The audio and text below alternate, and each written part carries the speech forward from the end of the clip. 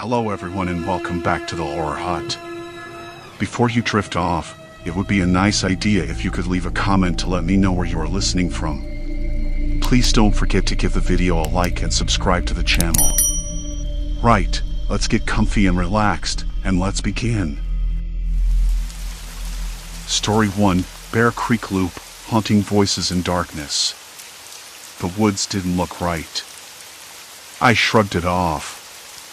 The air was cool, damp with the scent of pine needles and earth, and the soft rustle of leaves underfoot was oddly soothing. I decided to take this particular trail alone, something I hadn't done in a while, and the quiet was a welcome change from the noise of the city. The sky was dim, the last blush of twilight fading into a deepening blue, and I thought I could make it back before it got too dark. I checked my phone. No signal, as usual. That was part of the charm, I guess. No distractions, just me and the forest. The path curved gently to the left, past an old wooden sign I'd seen 100 times. It was weathered, the paint peeling, but still readable, Bear Creek Trail. I'd never seen any bears here, but the name stuck. Something about it always made me pause. Maybe it was the way the wood groaned faintly when the wind caught it just right, or the odd knot in the bark that looked like a twisted face. I stopped for a moment, breathing in the cool air. The forest smelled richer than usual, damp moss, decaying leaves, and something else I couldn't place. A faint sweetness, like the scent of overripe fruit. I wrinkled my nose and moved on. The trail narrowed. Shadows lengthened, and the underbrush thickened. My flashlight was tucked in my pack, but I wasn't ready to pull it out yet. I liked the gradual dimming, the way the world slowed down as night crept in. The occasional chirp of crickets and distant calls of owls filled the silence. Then I heard it. A voice. Soft. Just a whisper really, carried on the breeze. I stopped dead. The sound was almost too faint to make out, but it was definitely a voice, someone calling my name. Hello? No reply. Just the whispering whined through the leaves. I told myself it was my imagination, or maybe a hiker ahead on the trail, though the last group had passed hours ago. I kept walking, but my steps faltered. The trees seemed different. The familiar landmarks were twisted somehow. The old sign I'd just passed appeared again up ahead, but this time it was crooked, almost like it had been shoved into the ground at an angle. My stomach tightened. Was I going in circles? Hey! Is someone there? The voice again, clearer now, but still distant. Not quite my name this time, more like a soft beckoning. I scanned the shadows, heart jolting when a shape shifted among the trees. Just a deer, I told myself. The last thing I wanted was to admit I was losing my grip on reality out here. I reached into my pack, fingers brushing the cold metal of my flashlight. Just as I flicked it on, a faint smell hit me, something metallic, sharp, and cold, like rusted iron. It was out of place. No streams or creeks nearby that I knew of. The beam cut through the darkness, illuminating the undergrowth. Then I saw it, a narrow opening partially hidden behind a tangle of roots and vines. A hole in the ground, maybe a collapsed animal burrow, but too clean, too deliberate. The earth around it looked recently disturbed. I knelt down, peering inside. The hole disappeared into darkness, the air cooler and stiller down there. A faint draft tugged at my hair and jacket, carrying that same strange metallic scent. My hands trembled slightly. I backed away, telling myself to focus, to keep moving forward. But the voices returned this time, from below. Come down. I blinked, heart hammering. The voice was low, insistent, almost coaxing. It wasn't a trick of the wind. Someone was down there. I swallowed hard. Who's there? No answer. only the echo of my own voice fading into the black. I should have left then. I really should have. But curiosity won. I looked around. The trail behind me had changed too. The trees were spaced differently, the path less worn. I felt an odd disorientation, like the forest had shifted overnight. A few steps further, and I spotted something else carved into the bark of a nearby tree, a series of symbols, crude and unfamiliar. I ran my fingers over the rough grooves, trying to make sense of them. They looked deliberate, too precise to be random graffiti. I'd never noticed anything like this here before. The voices whispered again, this time from all around, faint and overlapping. Find us. Don't be afraid. Stay with us. A cold shiver ran down my spine. I swallowed hard and forced my legs to move, stepping deeper into the woods, away from the trail I knew. The air grew heavier, the darkness thicker. I kept my flashlight steady, but the beam wavered, flickering as if struggling against the night. My breath came in shallow bursts, and a dry taste coated my tongue. What was I getting myself into? A sudden snap of a twig to my left made me jump. I swung the dim light that cast long, dancing shadows around, but there was nothing there. Just shadows. I took a deep breath, trying to steady my nerves. Hello? I called, voice tighter than I wanted. Is someone out here? Only silence answered. But the feeling, uneasy and twisting, was growing stronger, like the woods were watching, waiting. I thought about turning back. I really did. But something else pulled me forward. Something darker than the night itself. A soft rustle came again, closer this time. I froze, heart pounding like a drum in my ears. The snap of the twig came again, this time from just beyond the pool of light cast by my flashlight. Who's there? I said, voice cracking. No answer. Only the faint rustle of leaves stirred by a light breeze, or maybe my own footsteps. The air smelled damp, earthy, like the forest floor just after rain, mingled with a faint scent of something else, wood smoke, maybe, or old pine needles crushed underfoot. I tried to shake off the unease curling in my stomach. I had to know what was going on here. The distorted landmarks, the voices I thought I'd heard, none of it made sense. I thought about the old map I'd found earlier, the one with the faded lines that didn't match the trails I'd known. There was a reason the paths seemed to twist and turn on their own, to lead me deeper into the woods. But what? The flashlight flickered again, the beam stuttering like a candle struggling against the wind. I checked the batteries. Full. So why now? Just my nerves, I told myself. Then I heard it barely, almost swallowed by the night. A voice. Soft, low, almost a whisper. This way. I spun around, shining the light toward the sound that seemed to vibrate in my bones. The beam landed on a narrow gap between two thick trees, barely wide enough for a person to slip through. The voice came again. Follow. My throat tightened.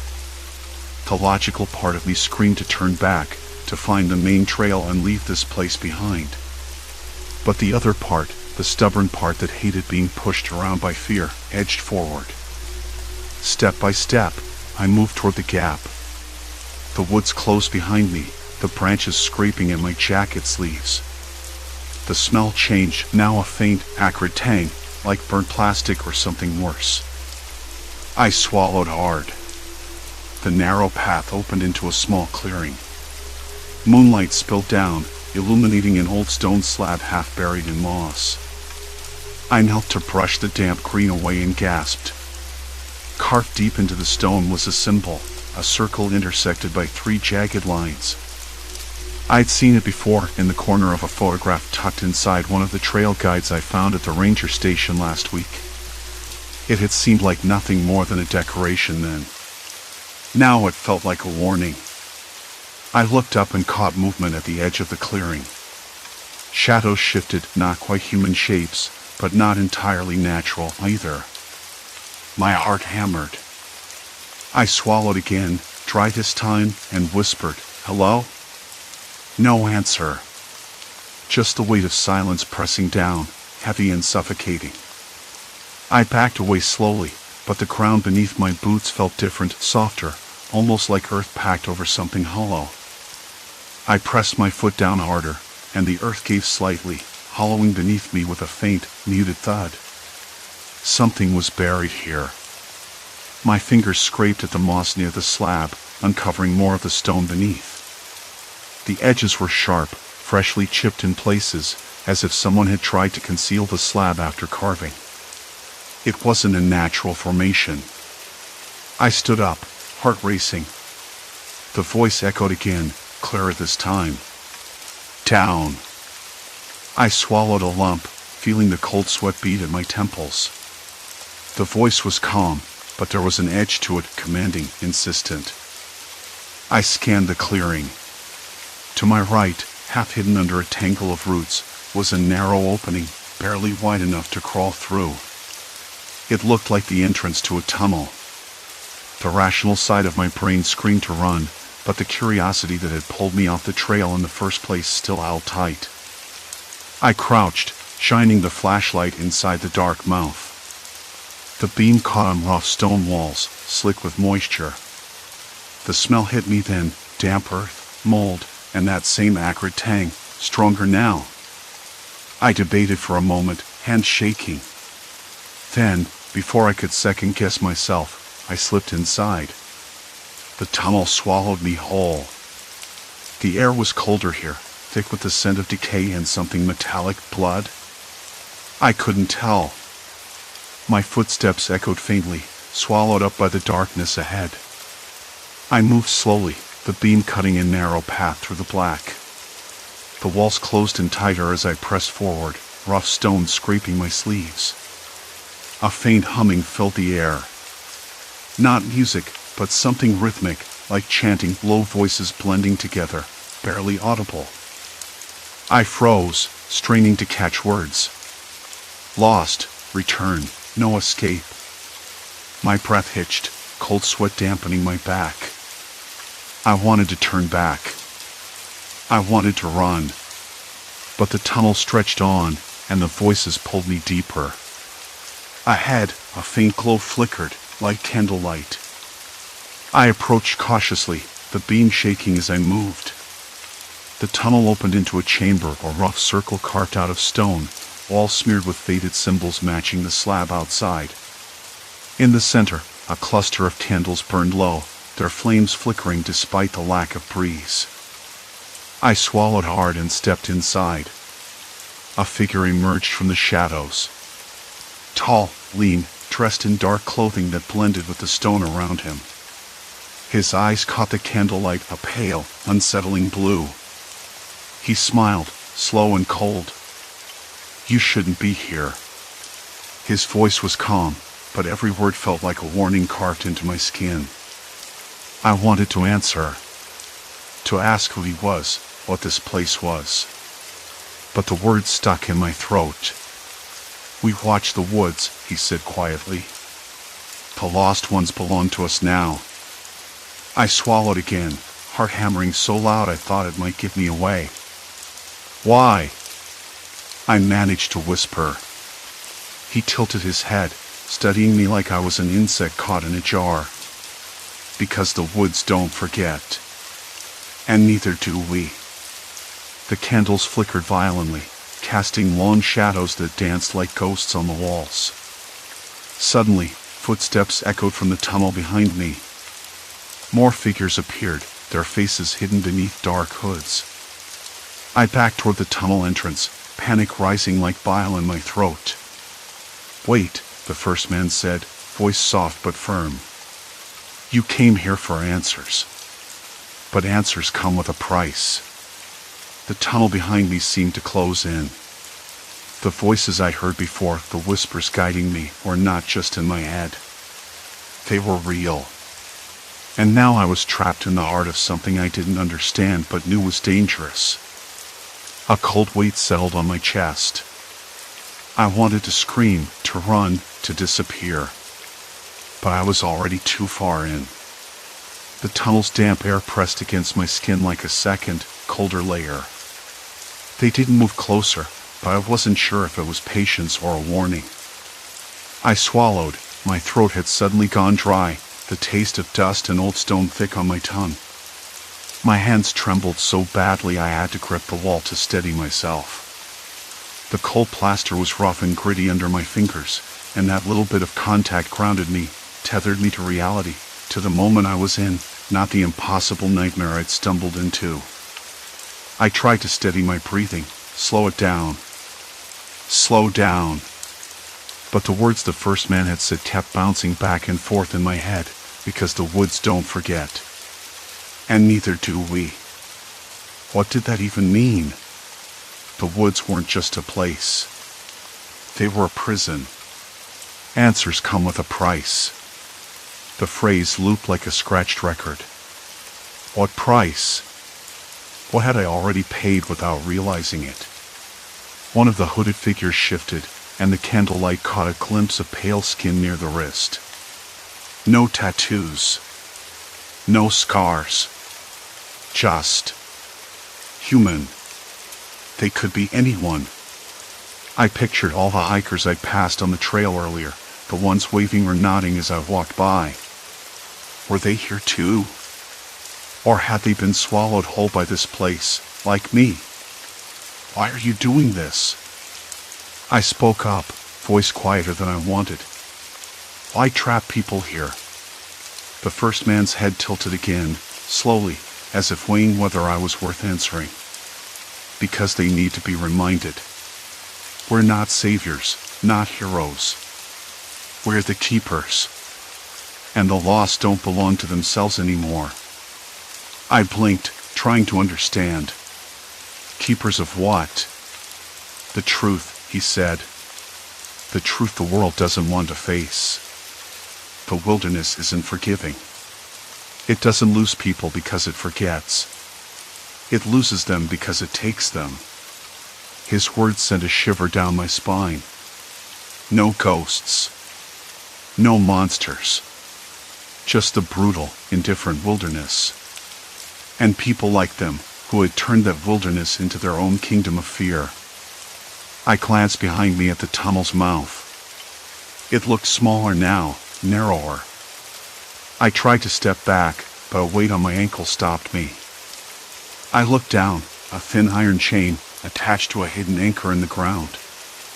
My stomach dropped. I was trapped, no matter how much I wanted to believe otherwise.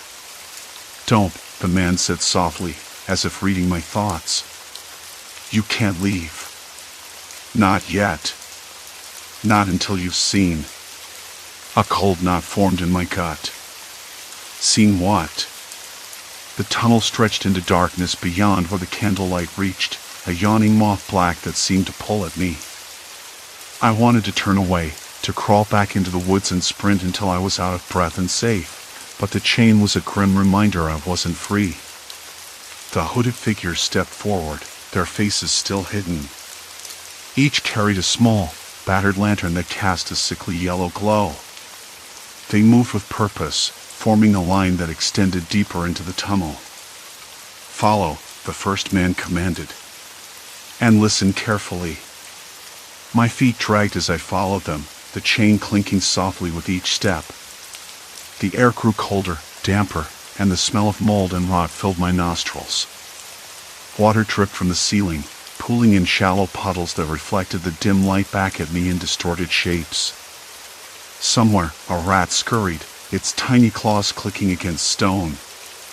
Why don't you just let us leave? I asked, trying to keep my voice steady, hoping for some crack in their resolve. No one leaves, another voice said, quieter, almost a whisper. Not once they hear the call. The call. That was the faint voice I'd followed through the trees, the whispers that first drew me here. I thought it was my imagination, or maybe the wind playing tricks. But it was real. They used it. They trapped people with it. The tunnel bent sharply, and suddenly I saw it, a rusted metal door, half open, with strange symbols scrawled across its surface in peeling black paint. The figure stopped, and the first man gestured for me to step through. My heart slammed against my ribs. Beyond the door was a chamber, larger than I expected, carved out of the rock.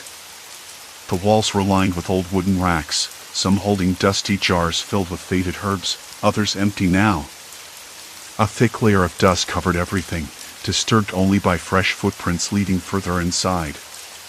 This place, the man said, voice low, is where the lost become found. Or forgotten, depending on how they choose. I stepped inside, the floor cold beneath my boots.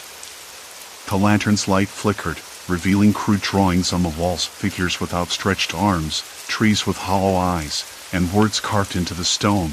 The woods remember. We keep the balance. Balance. A word that felt like a threat. One of the hooded figures pulled from their cloak a small notebook, handing it to me without a word. The pages were yellowed, filled with names, dates, and notes about people, hikers, wanderers, lost souls. Some entries had crosses beside them. Others circled. I flipped through the pages, stomach tightening as I saw familiar names. People who had vanished in these woods, never found, their disappearances chalked up to natural causes or accidents. All here, recorded like specimens in a grim catalog. Why keep track? I asked. To remember, the first man said. Because forgetting means losing control. The woods take what they want. We decide who stays. I looked up, my breath catching. The notebook slipped from my hands and fluttered to the ground. The weight of it, the knowledge it was crushing. No one leaves, I repeated, voice barely a whisper. Why me? Why now? Because you listened, he said. Because you followed the voice and crossed the line. You're part of the story now. The lost belong to us. A sudden realization hit me like a punch to the chest. I wasn't just trapped physically. I was trapped in their system, their endless cycle. The woods didn't just swallow people by chance or accident. They were bait. And I had taken it. I wanted to scream, to fight, to run, but the chain around my ankle reminded me it was useless. I was already too far in. The point of no return wasn't just a metaphor. It was real. And I was standing in the middle of it. The first man stepped closer, his voice softer now. But don't worry. You won't be alone. From the darkness beyond, other figures emerged. Faces pale and eyes wide with a strange mixture of fear and acceptance. Lost hikers, I realized. Prisoners. Some nodded at me, others just stared. The air grew heavier, the silence between us thick with things unsaid. I swallowed again, the taste of iron sharp on my tongue. I'm not ready, I whispered. He smiled, but it didn't reach his eyes. No one is. Behind me, the tunnel's entrance seemed to close even further, shadows swallowing the way back. The voices, the whispers rose again, faint but insistent, luring me deeper still. I took a shuddering breath and stepped forward, the chain pulling tight. There was no turning back now. The air pressed in closer, thick and cold, like a wet blanket thrown over my chest. The figures circling me hardly blinked, their pale faces etched with a strange quiet desperation, like they'd already given up, or maybe they just accepted whatever this hell was. I kept my eyes on the first man, the one who'd spoken, the one who'd said, "You won't be alone." His smile was a ghost, thin and cold, failing to reach the sharp, empty glint in his eyes. It was the kind of smile you give when you know what horrors lie ahead but can't stop it. I swallowed, tasting that iron again, thick and metallic, and tried to steady my breathing. My legs trembled beneath me, the cold chain clinking softly as I shifted weight. I knew I had to stay calm, but calm was a stranger now. The woods weren't just trees and dirt anymore. They were a trap, a labyrinth built to snare people like me. And the tunnels were the graves. A shuffling sound came from behind me, low and deliberate. The other figures, the lost hikers, stepped closer, some dragging their feet, others moving with a slow, resigned shuffle. Their eyes met mine, wide and hollow, a silent warning. One of them, a woman with tangled hair and dirt-smudged cheeks, whispered, "Don't trust the light." Her voice was brittle, barely more than a breath. Then she was gone, swallowed by shadows. I blinked, trying to make sense of it all. The man in front of me tilted his head, as if amused by my confusion. "You think this is about light or dark?" "No, it's about control. About who gets to decide if you come out." Control. The word echoed in my mind with a slow, chilling rhythm. That's what this was. Not chance. Not accident. They controlled everything. The landmarks that twisted, the voices that lured me deeper, none of it random. It was an engineered nightmare. "Why?" I asked, voice hoarse. "Why do this? Why trap people?" He stepped closer, the chain sliding against the rough bark of a tree. "Because when you're lost, you're vulnerable. And when you're vulnerable, you're easier to bring home." The phrase sent a shiver through me, like ice water trickling down my spine. "Home? What kind of home?" "We're not monsters," he added quickly, as if sensing my judgment. "We're caretakers. Guides. The woods take people. We keep them safe." I laughed, a bitter sound that cracked in the cold air. "Safe? You call this safe?" My voice rose, anger flaring. "You chain people. You trap them underground. You keep them from leaving." He shrugged, the movement slow and deliberate. "The world outside is worse. Here, they belong. Part of the story now." I backed up a step, the chain tugging tight. Panic bubbled beneath my skin, a sharp, relentless heat. I scanned the trees, no way out. The woods themselves seemed to lean in, shadows folding like fingers around me. Suddenly, a distant scraping noise echoed from the dark undergrowth, sharp against the silence. Everyone stiffened. The man's smile vanished. "They're coming," he said. "Time to descend." My heart slammed against my ribs like a trapped bird. "Descend where?" I demanded. He gestured toward a narrow opening in the earth, half hidden by roots and fallen leaves. A faint glow leaked out, sickly yellow, unnatural in the moonlight. The other captives shuffled toward it, some hesitating, others resigned. I wanted to run, to scream, but the chain held me fast. One of the lost hikers, a man with a beard tangled with twigs, looked at me with eyes so empty I nearly broke. "They make you forget," he murmured. "Forget the sky, the sun, the world above." I forced my feet forward, the ground rough and uneven beneath my worn boots. The opening grew larger, swallowing the weak light around us. I caught the faint scent of damp earth, mold, and something sharper, clean, almost metallic but not quite. Like antiseptic in a hospital, stale and unnatural. The man who'd spoken before led the way, slipping down first. My hands trembled as I followed, fingers scraping the rough stone wall beside me. The air grew cooler, heavier.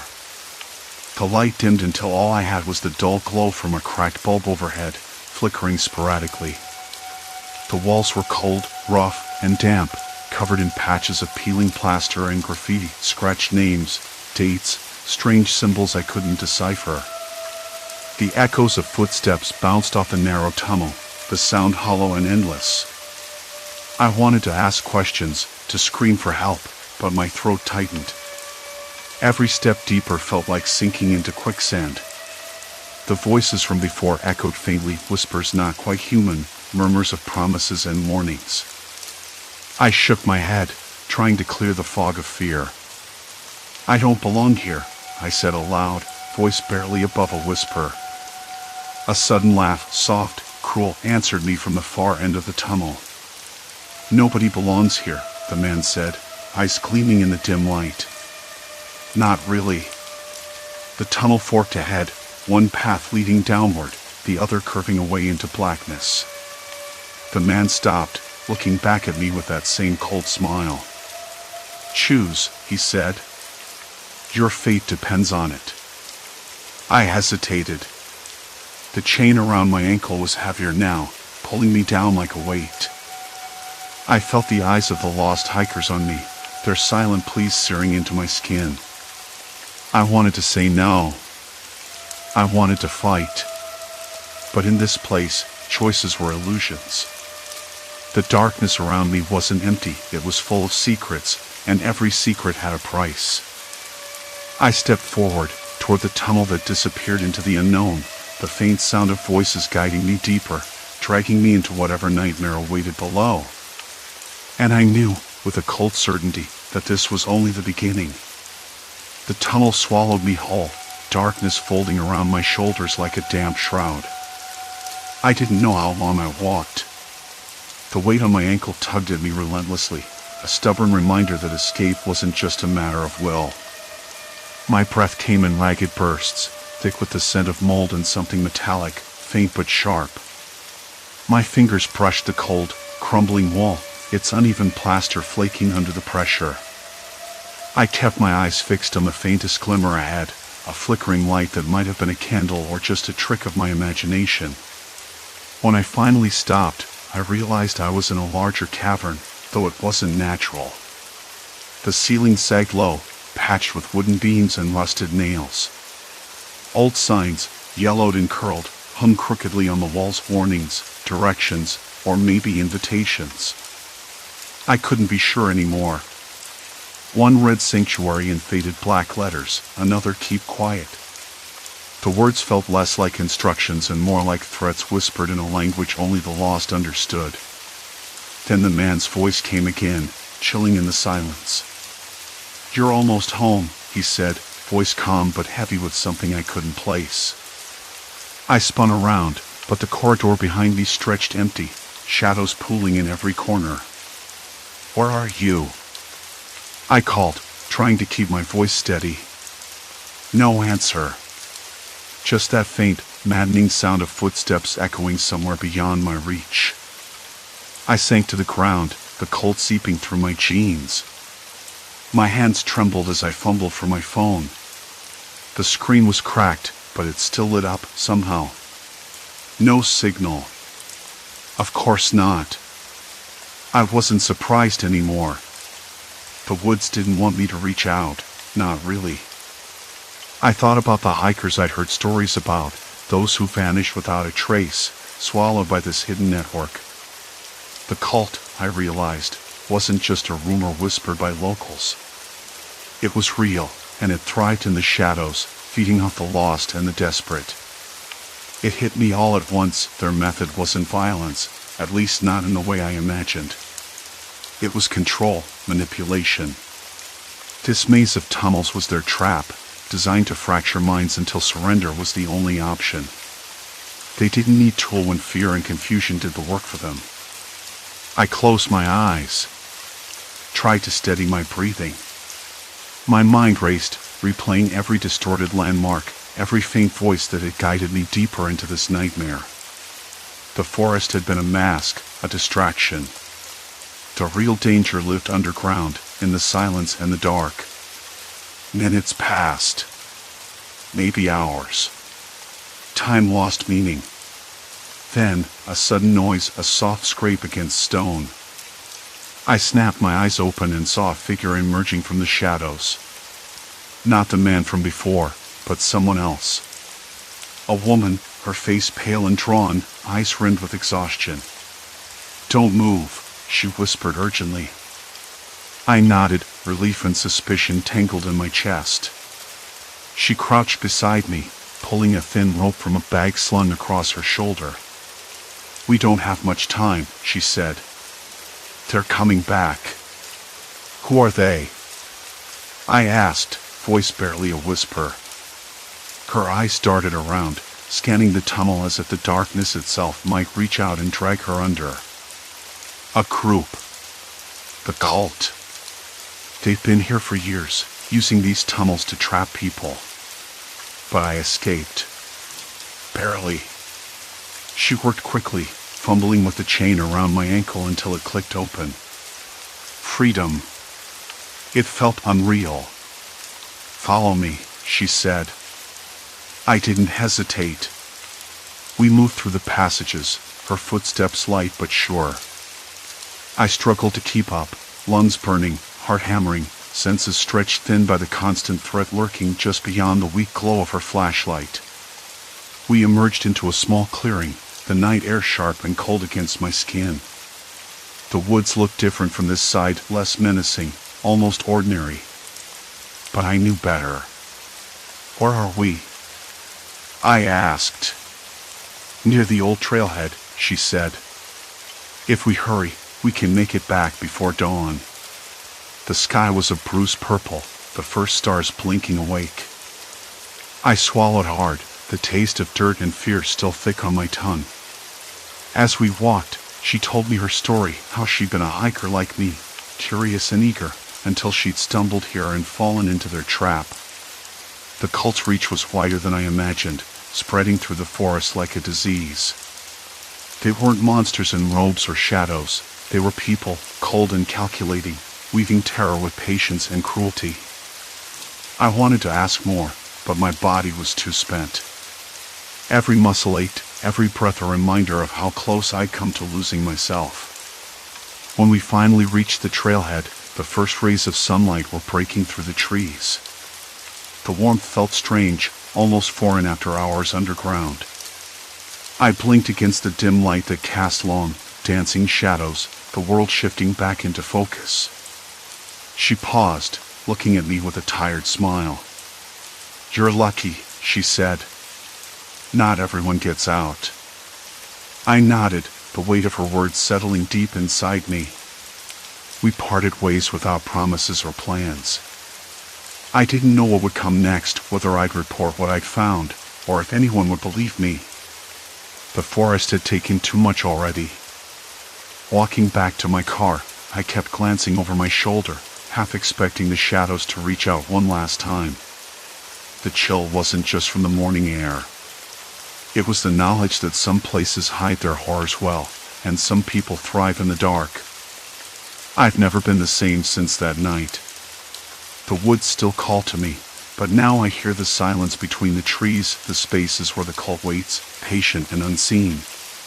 And I understand, finally, that the true danger isn't just getting lost in the forest. It's losing yourself in the darkness beneath it.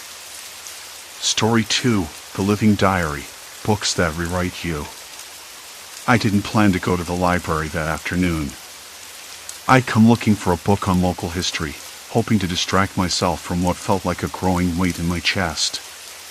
Work had been the usual mess, endless emails, meetings where nothing got decided, and the kind of small disappointments that don't hurt in the moment but settle deep, like grit in your shoe.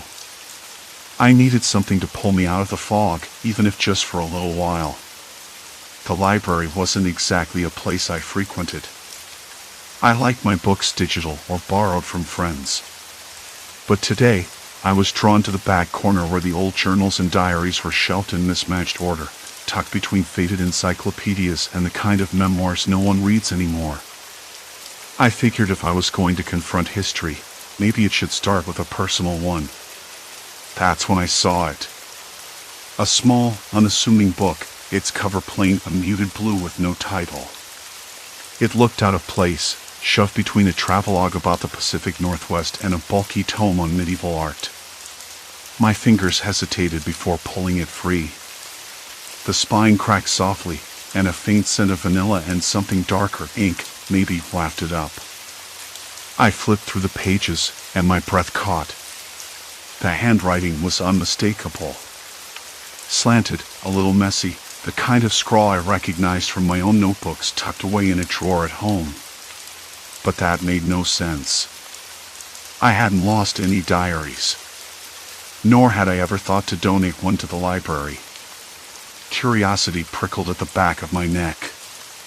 I settled into a nearby armchair, its fabric threadbare and smelling of old smoke and lemon polish. The quiet was oddly comforting, except now I felt like I was being watched, though I knew I wasn't. Who would be watching me here? The librarian was a familiar face, busy rearranging shelves several aisles over, and the few other visitors were buried behind thick glasses and headphones. The first entries were harmless enough, dated from a few years ago. Teenage worries, school dramas, awkward crushes. I smiled at a memory of a bad date, the words bringing back the taste of cheap pizza and the awkward silence afterward. But then the pages started to change. At first, it was just a word here or there, an extra sentence added, a phrase that hadn't been there before. I blinked. The lines blurred, and when I looked again, the diary had shifted. The entries grew darker, more intimate. Fears I'd buried deep, thoughts I never wrote down because they felt too raw, too embarrassing. I shivered despite the warmth of the room, my palms clammy against the rough fabric of the chair. How did this book know? Had I imagined the changes? I closed the diary quickly, but curiosity gnawed at me beneath the surface, sharper than before. I opened it again. There was a new passage, one I didn't recognize at all. It spoke of someone watching me, not in the obvious way, but in the subtle, unsettling way that made your skin crawl. The idea that someone could be writing my life without me knowing, that my most private thoughts were being observed and recorded, sent a cold wave through me. I looked around, suddenly alert to every sound, the faint tapping of a keyboard, the shuffle of shoes on linoleum, the distant bark of a dog outside. Nothing seemed out of place. Yet I felt like I was standing on the edge of something I couldn't quite see. I closed the diary again, heart thudding. I wasn't sure if I wanted to know more. But the edges of the pages seemed to curl, as if inviting me back to read further, to uncover the secrets I thought belonged only to me. Later, as I walked home beneath a sky bruised with early evening clouds, the diary tucked under my arm, the city felt different. The usual hum of life, a car door slamming, a child's laughter, the distant wail of a siren, was underscored by a quiet tension. I kept glancing over my shoulder, half expecting to catch a glimpse of something, or someone, just beyond the edge of vision. Back in my apartment, the air was heavy with the scent of stale coffee and the faint tang of something metallic. I set the diary on the kitchen table, the surface cool and hard beneath my fingers. I tried to shake the feeling that I was being pulled into something I wasn't ready for. Still, I couldn't resist opening it once more. The pages had changed again. Now the entries seemed to anticipate thoughts I hadn't even had yet, fears I didn't dare admit aloud. It was as if the diary was alive, feeding on my secrets, growing darker with every turn of the page. I sat back, my breath shallow. The city lights outside flickered through the window, throwing long shadows across the room. I wanted to tell myself it was just a trick of the light, a coincidence, or maybe even a prank. But I knew better. Something had started. Something that wasn't going to let me look away.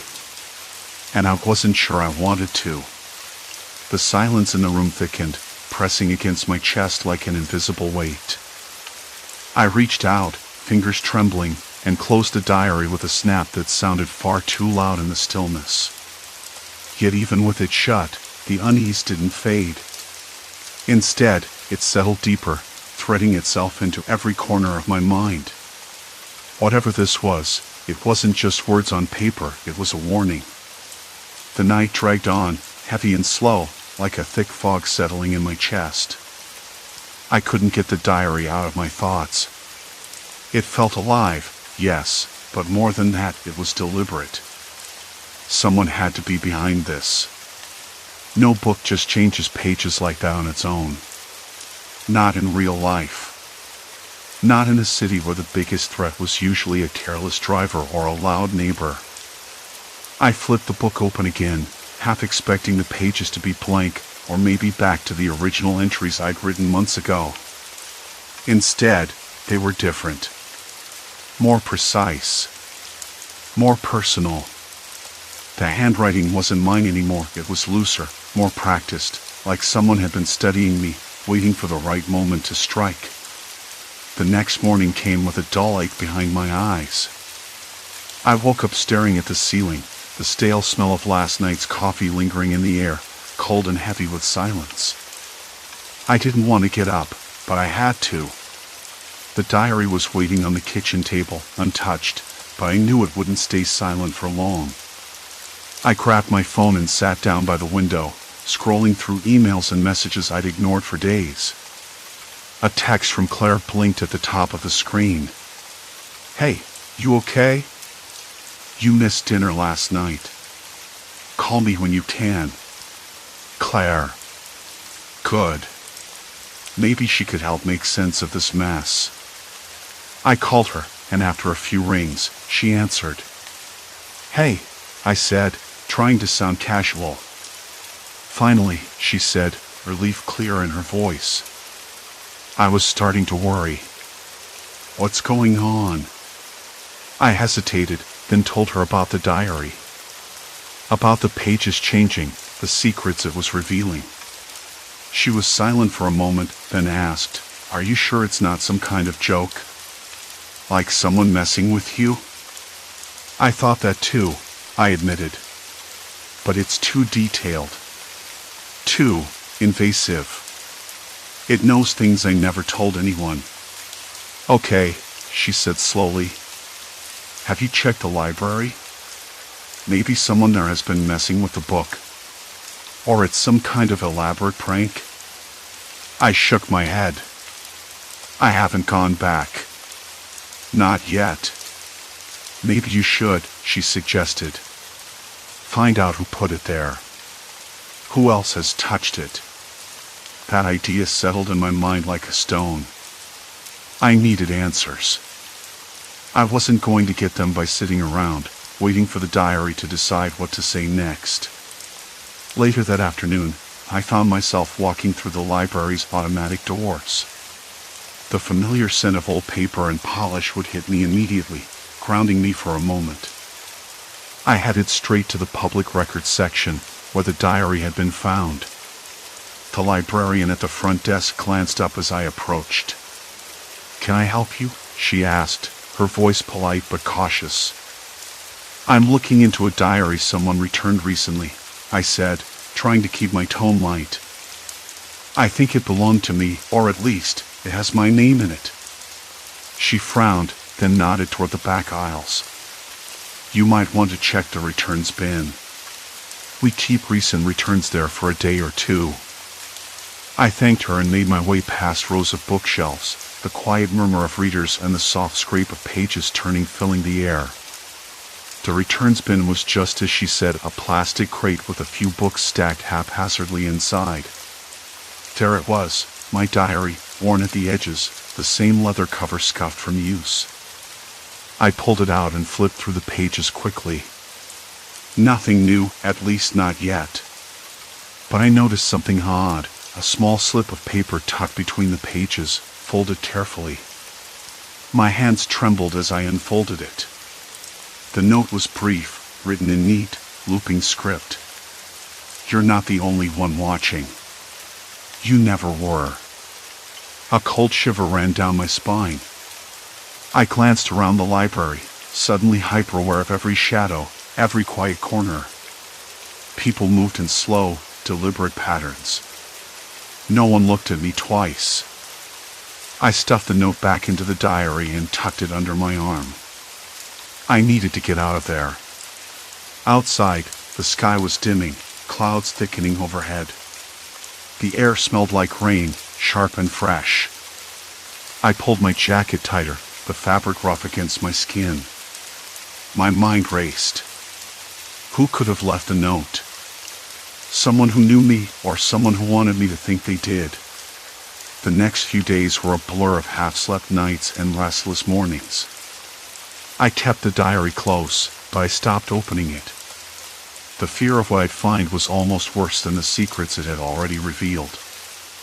I started watching my phone more closely, noticing new contacts, missed calls with no voicemail. The feeling of being watched didn't fade, it grew, a quiet pressure behind every glance over my shoulder. One evening, Claire came over. She found me in the dim light of the living room, the diary on the coffee table between us. "We need to figure out who's doing this," she said firmly. "This isn't just about the diary anymore. It's personal." I nodded, grateful for her presence. I thought about going back to the library, asking around. Maybe checking if there are cameras or records of who handled the book. She hesitated. "Be careful. Whoever this is, they're playing a game. And it's not one we want to lose." Her words stuck with me. The diary was no longer just a book, it was a trap. And I was caught inside. That night, I lay awake, listening to the rain tapping against the window, the diary closed beside me like a silent threat. I knew I had to act.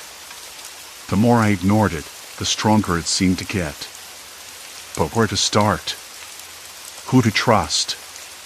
The questions spun in my mind, tangled and endless.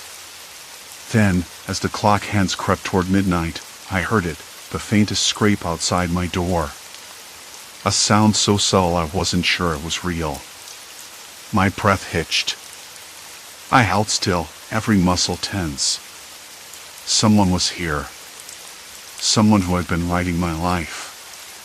And now, maybe, they were ready to write the next chapter. The scrape at the door wasn't a dream. I didn't move. The diary sat on the bedside table, closed, but never silent. I could almost hear the pages rustle beneath the cover, like the pulse of a quiet, relentless heartbeat. I wanted to shut it away, throw it in the trash, but that hope was gone. That book wasn't just a collection of memories anymore. It was a tool, a ledger of every secret I tried to bury. The scrape came again, this time accompanied by a faint click. The doorknob rattled, slow and deliberate, like a warning. My hands trembled, fingers clutching the blanket. I told myself to breathe. Just breathe. But the air tasted thick, like the room was filled with static. Then, the doorknob turned. No! Not fully. Just a fraction, as if someone was testing the lock, seeing how far they could push before I snapped. I wanted to call out, to demand who was there, but my voice was nowhere to be found. Silence. Complete silence. After what felt like an eternity, the doorknob stopped moving. The scrape faded. And somewhere deep inside, a new, cold certainty took root. This wasn't just about the diary anymore. It was about control. Whoever was doing this wanted me tangled, trapped, exposed. Morning didn't come soon enough, but when it did, the light was sharp and unforgiving. I sat at the kitchen table, the diary in front of me. I hesitated, then opened it. The pages weren't just changing anymore, they were rewriting themselves. The neat handwriting I recognized from my own entries was now joined by a second hand, a stranger's, one that slipped in between my memories and twisted them. I traced a new passage, words I didn't remember writing, describing a conversation I had with my closest friend Anna when I never confessed to anyone. It was intimate, raw, and devastatingly accurate. How could someone know so much? Worse, why would they want to expose this? I grabbed my phone and called Anna. Her familiar voice was a lifeline. "Hey, you okay?" "You sound off," she said. I found something. Something weird in my diary. There was a pause, a breath too long. Do you want me to come over? Yes. Please. When she arrived, the tension in the room shifted. Anna's eyes scanned the diary, then me. This isn't normal, she said softly. Whoever's behind this knows you. Knows us. We spent hours piecing together what little we had. I told her about the library, the copy of the diary, the changes in the pages, and the night someone tried the door. She listened, nodding, then frowned. Have you told anyone else? No. I didn't want to scare anyone. That's fair, she said. But this is serious. You need to be careful. The words echoed in my mind as Anna left. The daylight was fading. The shadows in my apartment were growing longer, thicker. I locked the door, double-checked the windows, and sat back down with the diary. The pages shifted again under my gaze, revealing a new entry. This one was a confession I hadn't written, a fear of being watched, followed, controlled by someone who knew all my weaknesses. I closed the book, my skin prickling. The truth was sinking in. This wasn't a random act or a prank. Whoever was doing this had been watching me for months, maybe years. They collected my secrets, my fears, and were using them as supplies. And now, there was no turning back. I was caught in a story someone else was writing, and the ending wasn't mine to decide. I flicked through the pages again, searching for any detail I might have missed. There, tucked between the lines of a hurriedly scribbled paragraph, was a single phrase underlined twice: trust no one. It was a stark warning, but from whom? The handwriting was mine, but the sentiment felt foreign, desperate, as if a future version of myself had tried to send a message back through time. The room seemed to close in around me. Shadows lengthened, stretching toward the corners like tendrils, and every creak of the house sounded amplified, a reminder that I was now alone. My phone buzzed on the table. I hesitated before picking it up. A text message appeared, but no number. You know too much. Stop digging. The words were blunt, cold. My heart thudded painfully against my ribs.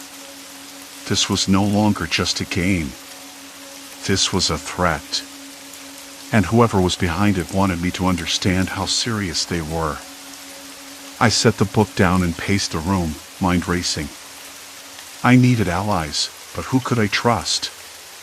Everyone around me suddenly seemed suspect: the friendly barista who always remembered my order, the coworker who asked too many questions, even my closest friends. Were they part of this elaborate trap? Or were they innocent pawns, like me? A plan began to form in my mind. I'd been passive until now, reacting to the intrusions and the messages. But now, I needed to take control, to turn the tables. If they wanted a story, I'd give them one, but on my terms. First, I would document everything. Every message, every odd encounter, every strange feeling. I would create my own record, a mirror image of the one I'd found. Then, I'd start tracing the source. Whoever thought they were invisible, watching from the shadows, had to have left a trace somewhere. I glanced at the window. The street outside was quiet, the night unusually still. But I could feel eyes on me, not just the imagined ones anymore. No longer a victim, I dug out my laptop and began typing. This was my story too, and I was determined to write the next chapter. The night pressed close against the glass. I told myself I'd take control. Document everything. But somehow, the act of writing felt like exposure, like handing my secrets over on a silver platter. The diary at the library wasn't just a book, it was a mirror, and now, this digital record I was trying to make felt more like a trapdoor. What if the person who'd been writing my life was watching this too, waiting for me to slip? I grabbed my phone and scrolled through my last messages, the ones from the barista, the coworker, even my closest friends. Nothing jumped out as suspicious, but the idea that any of them could be involved twisted my stomach. I'm usually good at reading people, but now every smile felt like a mask. A sharp knock at the door made me jump. I wasn't expecting anyone. The sound was deliberate, slow, like whoever it was wanted to be noticed but not welcomed. I froze, listening. Then, another knock. Louder this time. My breath caught in my throat. The apartment felt colder despite the heater humming quietly. I crept to the peephole and peered out. No one. Just the empty hallway, dimly lit and smelling faintly of cleaning solution and old carpet. I pressed my eye closer, heart hammering. No sign of anyone. I took a slow step back, then another, and reached for the deadbolt. The lock clicked reassuringly under my fingers. But the knock came again, this time softer, almost tentative. A whisper of sound that didn't belong. I swallowed hard and turned away from the door. The laptop screen glared at me, the diary's latest page still open, words shifting under my eyes. I leaned in closer. You think you're safe. You think you can write your own story now. But stories aren't yours to tell. They're ours. The letters were jagged, uneven, like they'd been typed by fingers trembling with rage or something worse.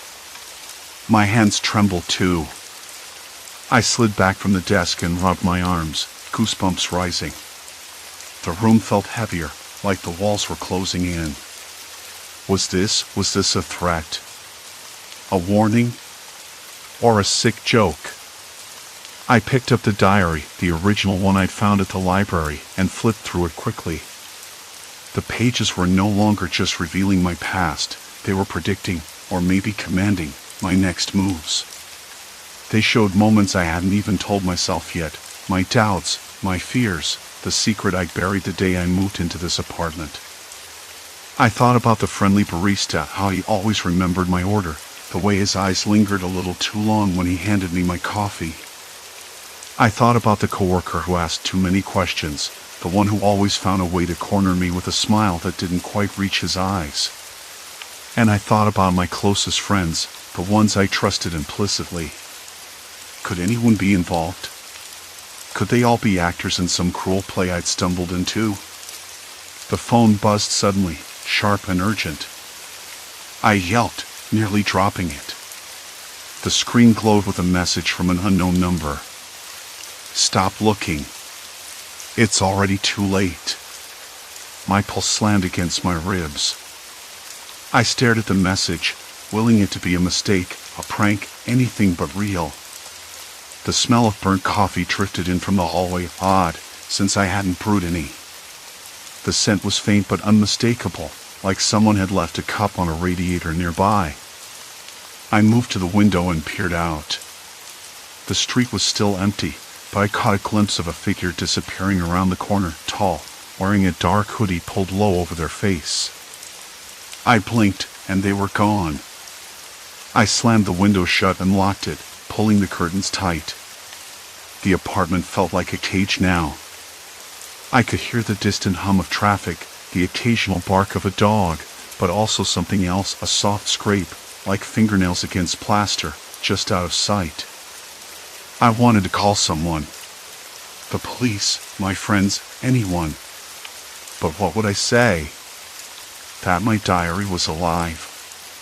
That someone was writing my life without my permission, threatening me through its pages? Who would believe me? I sat back down, fingers curling into fists on the desk. The laptop's screen flickered and then steadied. The diary's page changed again. You think you know fear? You don't. Not yet. I closed the laptop abruptly. The sudden silence felt like a trap snapping shut. I needed to know who was behind this. I needed answers. But the harder I pushed, the deeper I sank into a darkness I couldn't escape. The next morning came gray and cold, the sky hanging low like a weight. I woke with a start, sweat chilling on my skin. My phone was buzzing again, several missed calls and messages, all from anonymous numbers. One message stood out. Meet me where it all began. Midnight. Alone. I traced the address. It was the old community center, the place I'd first started journaling years ago. The place where everything had started to unravel. I stared at the screen, heart pounding. I knew I should ignore it. Run the other way. But something twisted inside me, a desperate need to face this head on. I grabbed my coat, the fabric rough and unfamiliar against my skin. The city outside was already waking, the sharp scent of wet asphalt and exhaust filling the air. I locked the door behind me, the sound echoing down the silent hall. The walk to the community center was slow, each step heavy with dread. The streets were empty, the usual morning bustle replaced by an eerie stillness. I kept looking over my shoulder, half expecting to see someone following, but there was nothing but shadows and distant echoes. At the entrance, the door was slightly ajar, creaking softly as the wind pushed it. I hesitated, hand on the cold metal handle.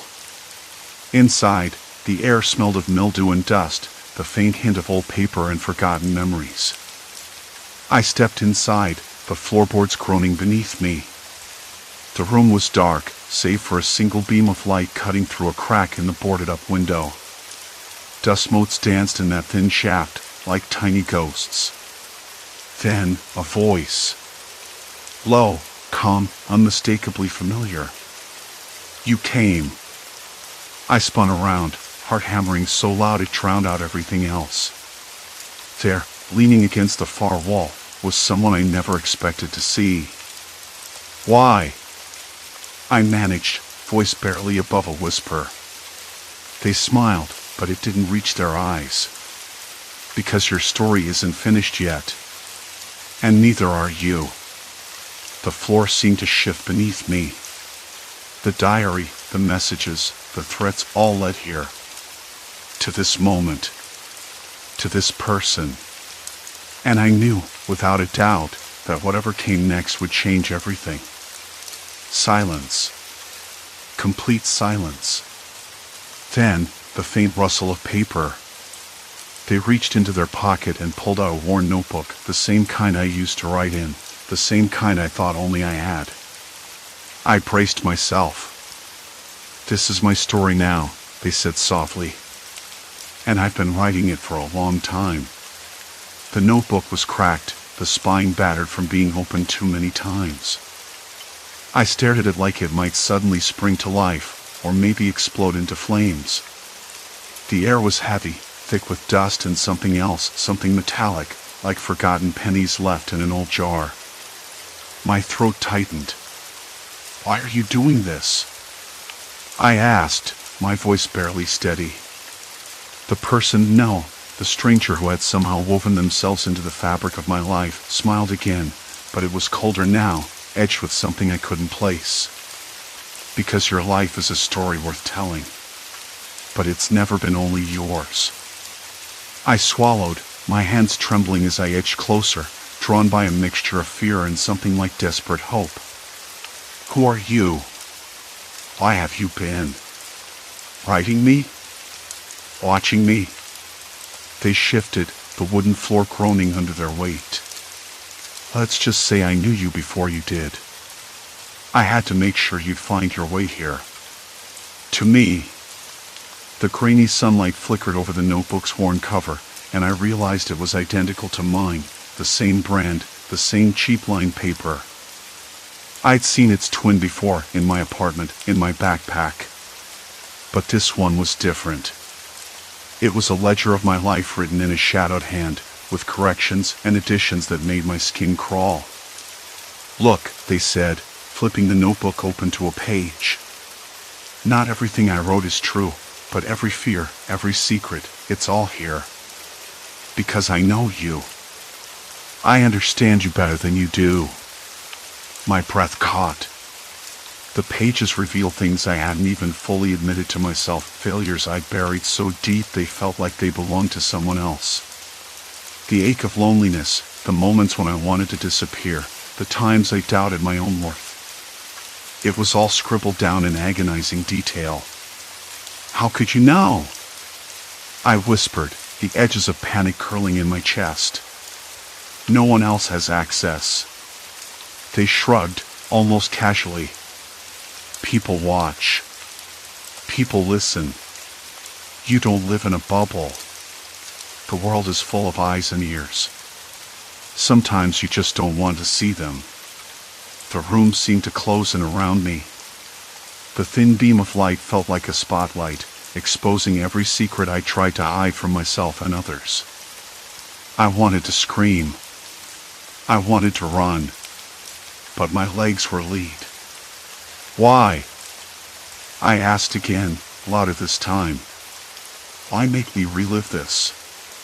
Why force me here?" They looked away, their face shadowed. "Because you needed to know. Because if you don't confront the truth, you'll never be free. You'll keep running from yourself, from your past."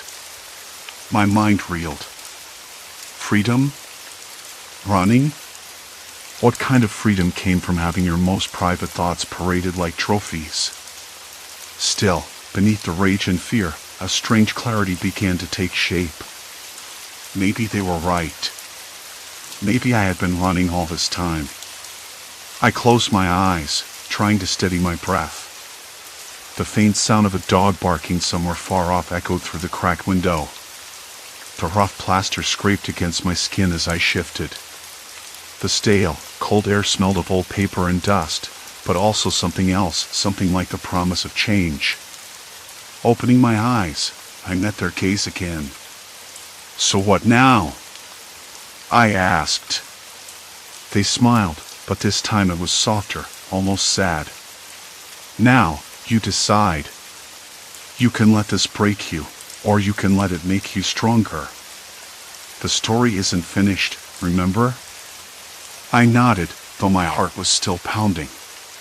It felt like I'd been dragged through fire and come out scorched but unbroken. The diary, the threats, the stranger, they were all pieces of a puzzle I hadn't wanted to solve. But now I had no choice. The night air seeped through the crack in the window, cool against my skin. I felt the weight of the notebook in my hands, heavier than before. Not because of the paper, but because of the truth it held. "What happens to you now?" I asked, voice barely above a whisper. They shrugged again, stepping back into the shadows. "I'll be watching. As always. But maybe from a distance this time." Their footsteps faded, swallowed by the silence. The room was empty, save for me and the battered notebook, its pages still whispering secrets I never wanted to hear. I sat down on the floor, the rough wood pressing through my clothes, and opened the diary once more. This time, I didn't recoil at the words. I read them carefully, as if each letter might teach me something new about myself. The next morning, sunlight spilled through my apartment window, warm and relentless. I was exhausted, my body aching from the night's ordeal, but there was a strange lightness in my chest. The diary sat on the table, closed but not forgotten. I knew I couldn't erase what had happened. The invasion of my privacy, the manipulation, the fear, they left scars. But they also left an opening. A chance to reclaim my story. I began writing again, this time in my own voice, on my own terms. Not to hide, not to escape, but to understand. The pages filled slowly, hesitantly at first, then with growing confidence. I wasn't the same person who had walked into that dark room. I was someone new, someone who had stared down shadows and found light in the cracks. And maybe that was enough. The diary sat on my desk, a quiet reminder of the past's grip, but also of my own strength to break free. The pages no longer changed. They no longer whispered secrets that weren't mine. Instead, they held my truth. And for the first time in a long time, I felt like I was finally writing the story myself. Story 3, Rustbound Caravan, Gateway to a Shifting Reality. The first time I saw the Caravan, it was parked crookedly on the edge of a muddy field just off the old A47. I drove up there on a gray afternoon, the sky thick with clouds that promised rain but never quite delivered. The air smelled damp, earthy, with a hint of diesel and something faintly metallic.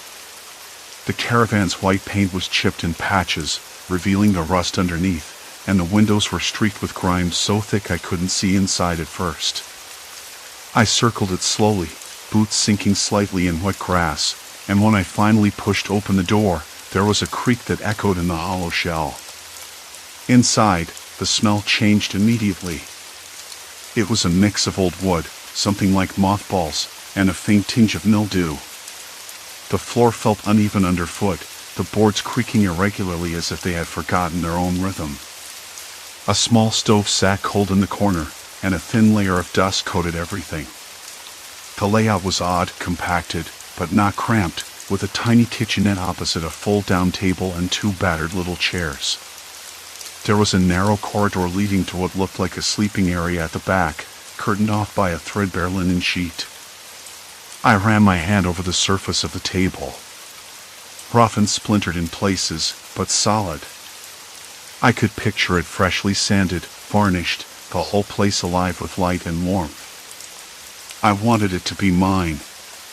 Something about the silence inside, thick and almost sacred, drew me in. The owner, a man named Jeff, showed up just as I was imagining my life here. He was thin, with a pale face and eyes that darted like a bird's. He wore a faded baseball cap and kept glancing over his shoulder, like he was expecting someone to catch him. He talked fast, his voice low, almost like he was trying to get rid of me quickly. "Needs some work," he said, "but it's solid. Wheels roll fine. You'll get used to the quirks." Quirks. That word stuck with me. I nodded, pretending I wasn't already imagining every creak and groan as part of the charm. I left with the Caravan keys jangling in my pocket and a sense of both excitement and unease. The drive back was slow, the sky darkening, shadows pooling in the corners of my vision. I told myself that was normal after a long day, but something in the back of my mind tightened, a knot I couldn't quite untie. Back at my apartment, the usual noises buzzed around me, the distant hum of traffic, the occasional shout from the street below, the rattle of pipes in the walls, but the silence in the Caravan lingered in my head. I'd spent years in noisy places, and here was this quiet that felt almost like a presence. Not empty. Watching. The next morning, I set about moving some things into the Caravan. I decided to park it behind my apartment building, in a fenced yard no one used much. The ground was hard and cracked, the smell of dried grass and old cigarette butts filling the air, cold and heavy with silence. The wheels felt stiff at first, but with a shove, the Caravan rolled forward a little, settling into a spot just big enough. Inside, I arranged a few things I'd brought: an old wool blanket, a stack of books, my battered kettle. The light was weak, filtered through grimy curtains, and the air smelled of damp plaster and something faintly chemical, like paint thinner. I flicked the switch on the ceiling light. A weak, yellow glow sputtered for a moment and then steadied. The bulb flickered once, then again, and finally held. I sat on the fold-down table, legs dangling, and stared at the narrow corridor leading to the back. The linen sheet hung limp, swaying slightly despite the closed windows. I could hear a distant dog barking somewhere, sharp and sudden, then fading into the gray morning. I got up, curious, and pulled the sheet aside.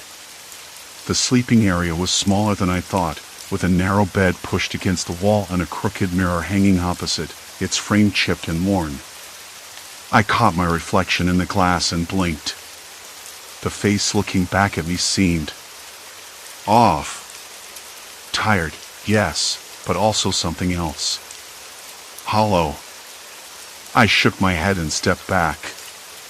That's when I noticed the door at the far end of the corridor. I hadn't seen it before, not properly.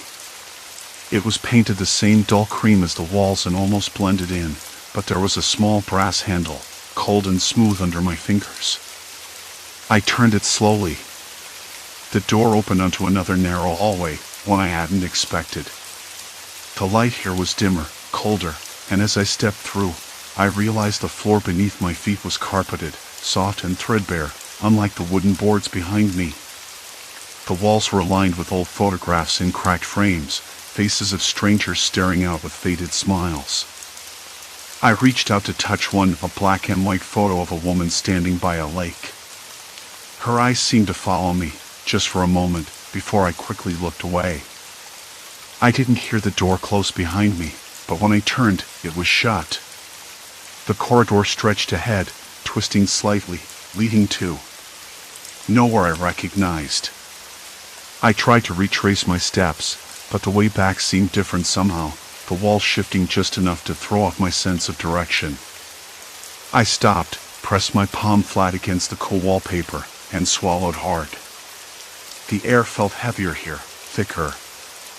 I could hear the faintest hum, like the distant drone of a refrigerator, or maybe the city far away, but muffled, as if underwater.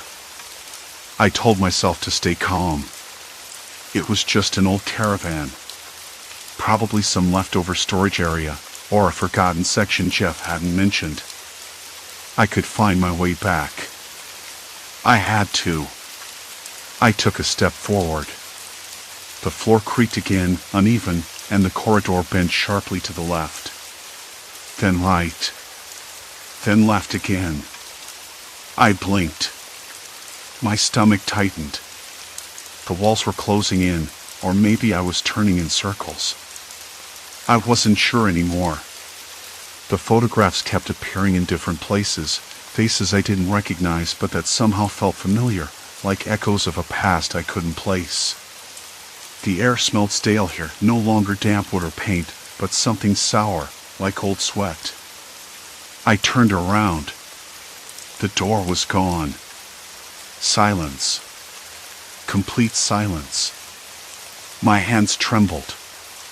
I tried the walls, the floor, the ceiling, anything solid to hold onto, to orient myself. Nothing felt right. A dull ache spread through my chest. I swallowed again, dry, and whispered to myself, "This is just a mistake. I'll find the door. I'll get out." But the corridor kept stretching, folding into itself, and the caravan became less a home on wheels and more a labyrinth that refused to end. I pressed my back against the wall and slid down to the floor, the carpet rough against my jeans. The stale air filled my lungs, and the photographs seemed to watch me, waiting. I don't know how long I stayed there before the faintest sound reached me, a creak, then a soft shuffle, like footsteps on wood. I wasn't alone. The caravan, my supposed refuge, had already started to change. The night waited for me like a breath held too long, thick, heavy, and impossible to ignore. I stayed where I had fallen, pressed against the wall, the rough carpet scraping in my jeans, the sour smell thick in my nostrils. The photographs stared back, their faces blurred by shadows but somehow alive in a way that made my skin crawl. I rubbed my temples, trying to will the ache in my chest away. Was I losing it? Probably. I knew how that sounded. I forced myself up, hands trembling slightly, and began to explore again, fingers brushing over the wallpaper's faded floral pattern. It felt brittle, like it could crumble under any pressure. But the moment I moved toward where the door had been, the corridor shifted, subtly, but enough. A corner that hadn't been there before, a soft creak from the floorboards. My breath caught, and I stopped. The caravan was no longer a simple home on wheels. It was a trap. A maze. A puzzle designed to wear me down. I tried to map it out in my head, tracing my steps backward, but the layout refused to stay the same. The hallway seemed to fold in on itself, like a piece of paper being bent and creased until it lost all sense of shape. I thought I recognized the smell of stale sweat again, mingled now with the faintest hint of something metallic, like rust or dried blood. I gagged slightly and looked around. Nothing new, just the same faded photographs nailed to the walls, their eyes tracking me. I sat down, pulling my knees close against my chest. The silence stretched thicker, punctuated only by the distant, muffled sound of a dog barking. Somewhere outside, a car passed slowly, its engine a low hum that seemed far away. I closed my eyes, trying to slow my racing mind. I needed to understand what was happening. The next morning came too quickly, sunlight stabbing through tiny cracks in the Caravan's blinds. I woke on the hard floor, the ache in my chest replaced by a dull numbness. The stale air tasted different now, a little fresher, but that sourness lingered. I ran my hand down the wall, feeling the rough plaster beneath the chipped paint. This place was alive somehow, like it was watching, waiting. I decided to document everything. The photographs, the shifting walls, the smells. Maybe if I could find a pattern, something concrete, I could find a way out. I found an old notebook buried in a cupboard, a thin thing with yellowed pages, and started sketching the layout as best as I could. But each time I thought I had a map, the corridors rearranged themselves. A door would appear where there hadn't been one before, or a hallway would run twice as long as it had moments earlier. I noticed something else. The photographs. They weren't random. At first, I thought they were strangers, faces stuck in time.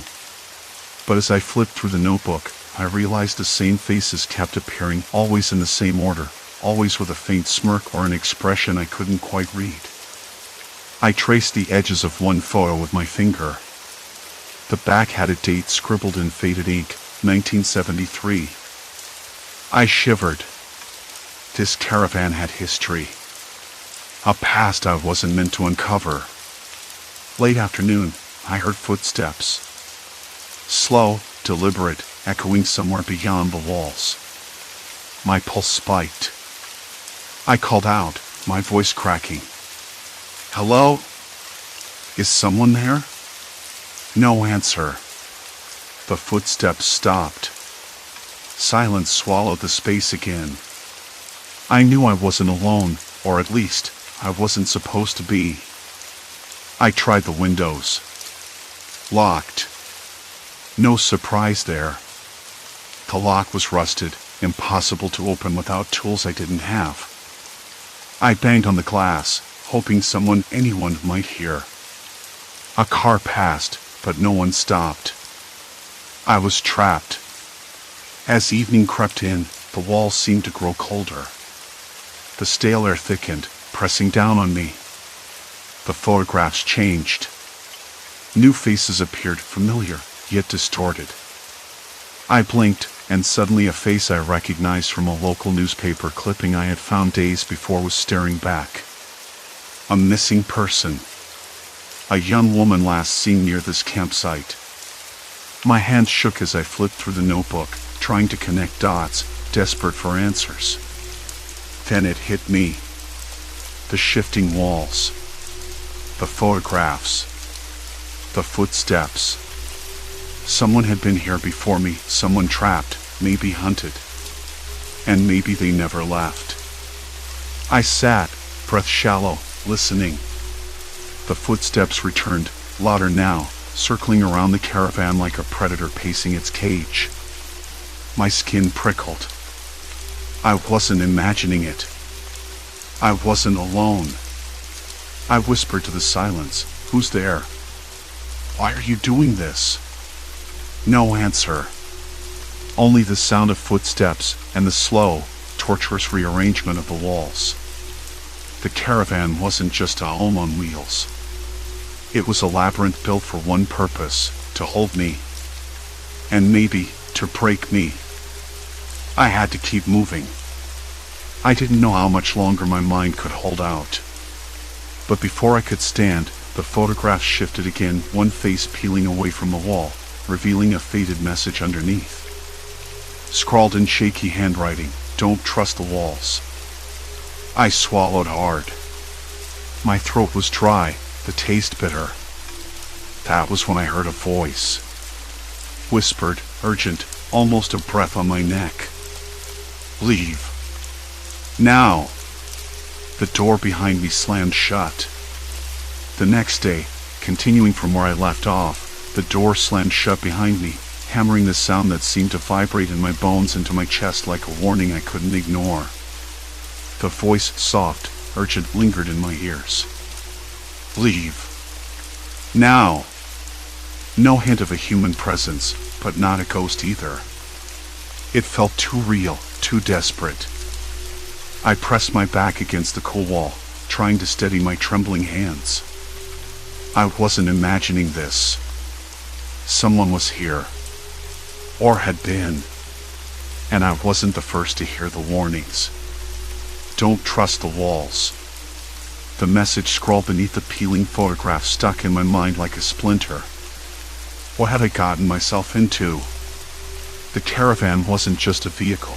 It was a trap, designed with intention. But by whom and why? The low hum of fluorescent lights flickering overhead made the silence unbearable. I followed the corridor where the photograph had hung, hoping for a clue, any clue. The wall shifted as I moved, narrowing, folding in ways that defied logic. I stopped, hand against the wallpaper, faded, peeling, sticky with age. It felt almost alive, like the Caravan was breathing around me. Then I heard it again. Footsteps. Different this time. Slower. Purposeful. Not circling, but closing in. My stomach twisted. I ducked into a narrow alcove, heart thudding in my ears louder than the distant bark of a dog outside. The corridor ended in a dead end. Or so I thought. The wall ahead rippled and slid inward, revealing a hidden door. I didn't hesitate. The cold metal handle bit into my palm as I pushed it open. Inside was a cramped space, barely big enough to stand. A single chair sat facing the wall, a thin layer of dust coating it. On the floor, a worn notebook lay open, pages yellowed and torn at the edges. I picked it up, the smell of old paper and mildew rising in my nostrils. The handwriting was hurried, shaky. Notes, sketches of the Caravan's layout with item and warnings scribbled in the margins. One entry caught my eye. They watch from the walls. The layout changes, trapping us in loops. The shifting corridors aren't random, they're controlled. I don't know who they are, but they want us confused, isolated.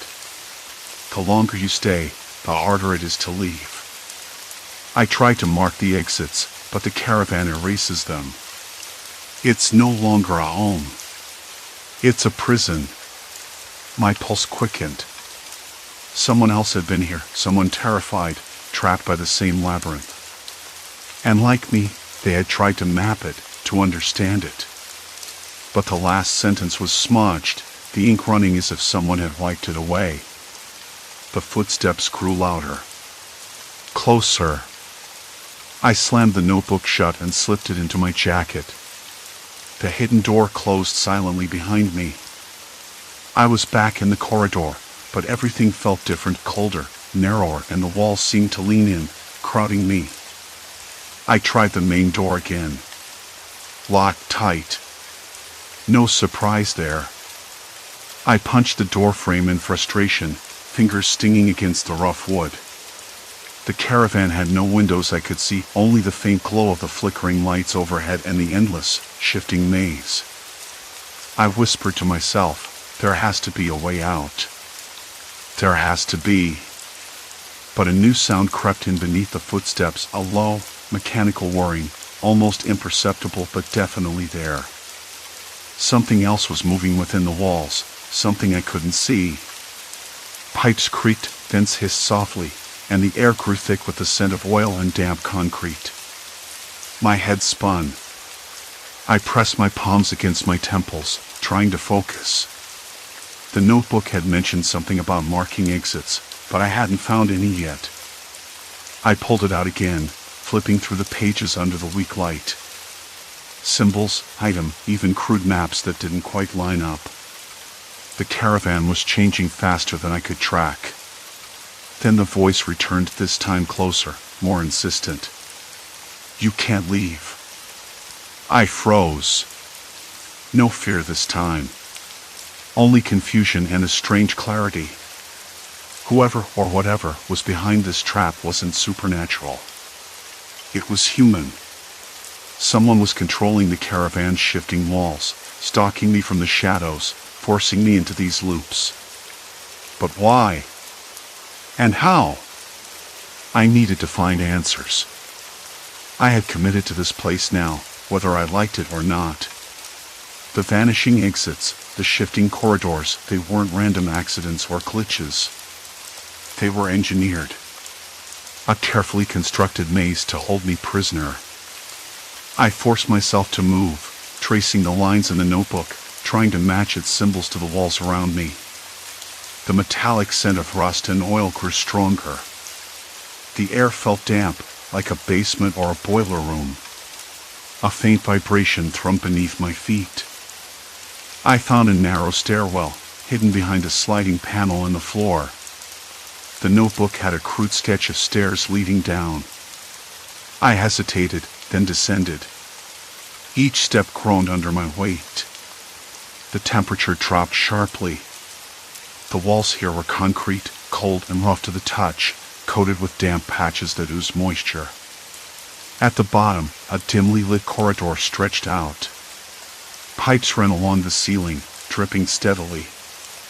The mechanical whirring grew louder. I followed the sound until I reached a heavy metal door, marked only with a faded number, 17. My hand trembled as I reached for the handle. A voice, low, calm, almost kindly, echoed through the corridor. "You shouldn't have come down here." The door pushed open easily. Inside was a small room, walls lined with screens and control panels. Flickering monitors displayed grainy images of the caravan's interior, always twisting and shifting, the same corridors I just walked. Buttons, levers, dials. Someone was controlling the layout in real time. A chair sat in front of the main console. It was empty. I stepped inside, senses alert. The air smelled of burnt plastic and cold metal. As I approached the controls, a sudden realization hit me. This wasn't just a maze. It was a cage designed by someone who wanted to watch, to manipulate, to hold their prey indefinitely. The notebook's author hadn't been crazy. They'd been hunted, trapped, watched. And now, so was I. My phone buzzed in my jacket pocket, an incoming call I couldn't ignore. I pulled it out. The screen was cracked, but the caller ID was clear, unknown. I answered, voice barely a whisper. "Hello?" Static. Then, a voice low and steady, dripping with cold menace. "You're part of it now. There's no going back." The line went dead. I stared at the silent phone, the weight of those words sinking in. The walls around me weren't just shifting, they were closing in. The caravan wasn't a home on wheels. It was a trap. And I had just stepped past the point of no return. The phone slipped from my fingers before I could even blink. No going back. The words echoed in my head, louder than the static, sharper than the stale air. I pressed my back against the console, breathing shallow, trying to steady my nerves. This was no longer about a curiosity or some twisted puzzle. It was a trap. A cage. And I was inside it. I didn't know who the voice belonged to. Whoever they were, they'd been watching. Waiting. That meant I wasn't alone here. Not in the way I'd hoped. I glanced toward the narrow corridor behind me, the one that had shifted when I walked in. The walls weren't just moving, they were alive, rearranging themselves like some cruel game. I tried to mark my path with scratches and scraps of paper before, but here, even that had failed. The same hallway looped back on itself, the doors changing places like a warped funhouse mirror. It was maddening. And now, the threat was real. I forced myself up, the floor cold and uneven beneath my boots. The chair at the console was empty, but I half expected someone to be watching from just out of sight, behind a panel or a hidden camera. The idea made my skin crawl. "Who are you?" I muttered, voice rough, almost swallowed by the hum of the caravan's failing lights. No answer. I edged down the corridor, each step tentative. The walls seemed closer here, the ceiling lower. The air tasted metallic, like rust and old machinery. I tried to remember the notebook's words, the scribbled warnings about being watched, hunted. But the more I thought about it, the less sense it made. Why trap someone like this? What was the point? A sudden noise made me freeze. Something soft, like a scrape against metal, came from somewhere ahead. I strained to listen, my breath shallow, heart pounding too loudly. The noise came again, closer this time. A door creaked. Then silence. I swallowed hard. "Hello?" My voice was barely more than a whisper. No reply. Another step forward, and the floor creaked beneath me, the sound echoing unnaturally in the tight space. The air grew colder, the scent shifting, now faintly acrid, like burnt rubber mixed with damp fabric. I stopped at a junction where 3 narrow halls spread out. One led back to the console room, but I was sure it wasn't the way I'd come. The other 2 disappeared into shadows, twisting at odd angles.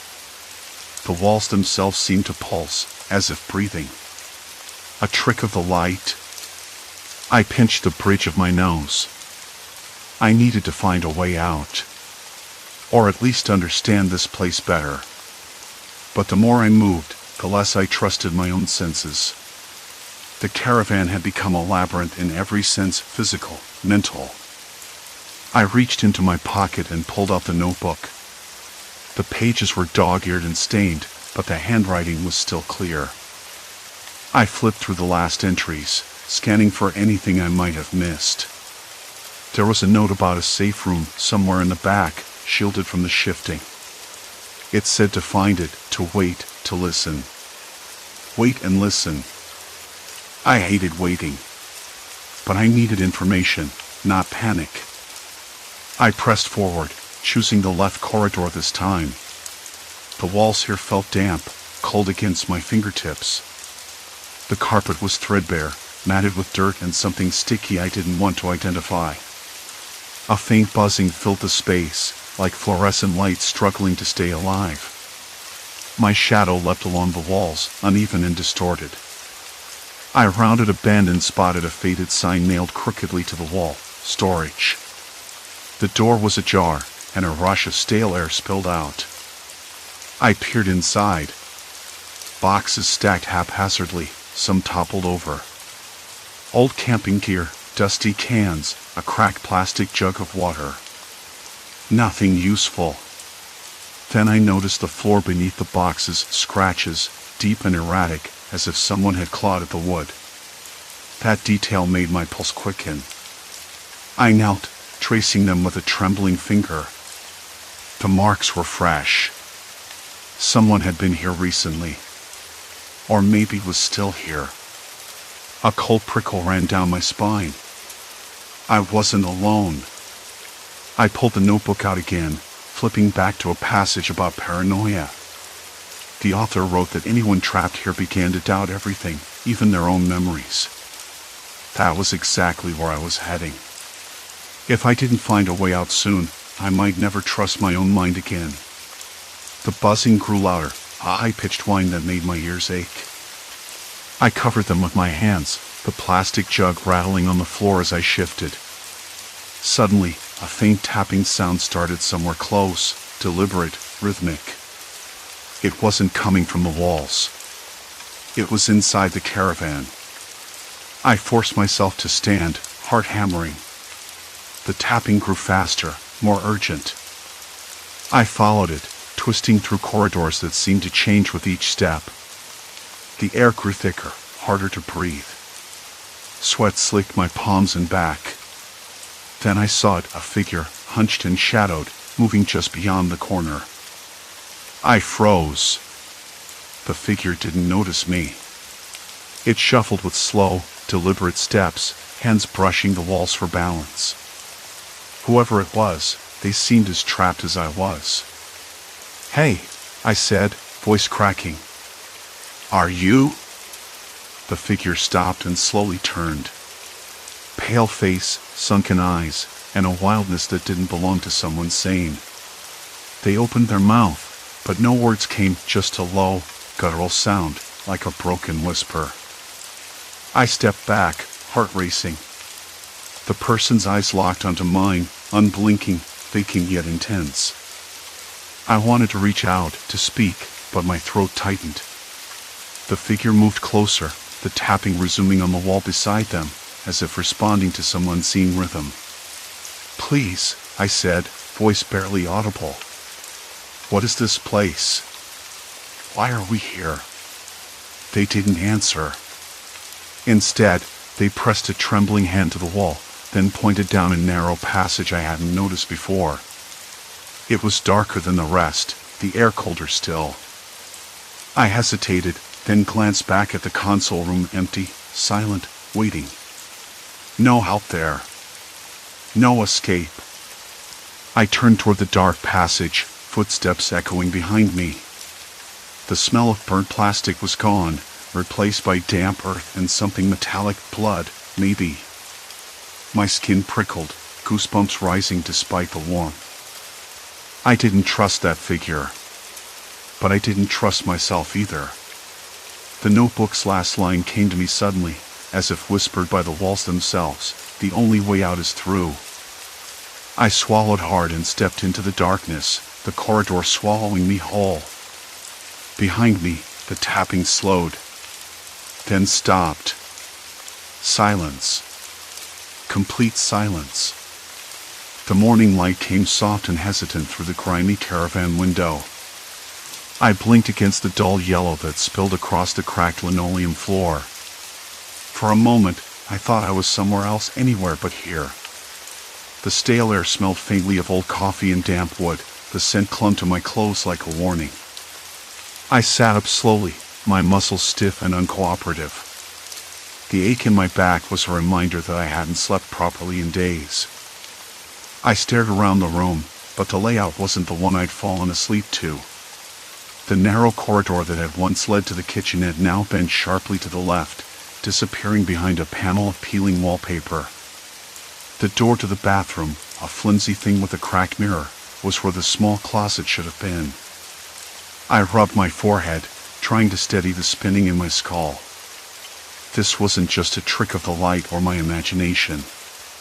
The caravan had changed again.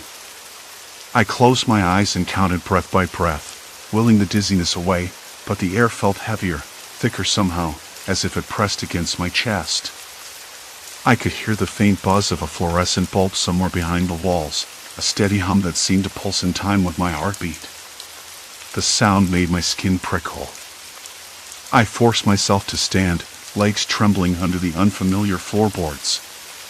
My hand brushed over the wall to steady myself, fingers trailing along the rough texture of chipped paint and old plaster. The caravan had become a labyrinth, one I was trapped in. I knew that now with an unsettling certainty. I wasn't losing my mind, not entirely. The space was shifting, rearranging itself, folding in on me until the familiar became alien.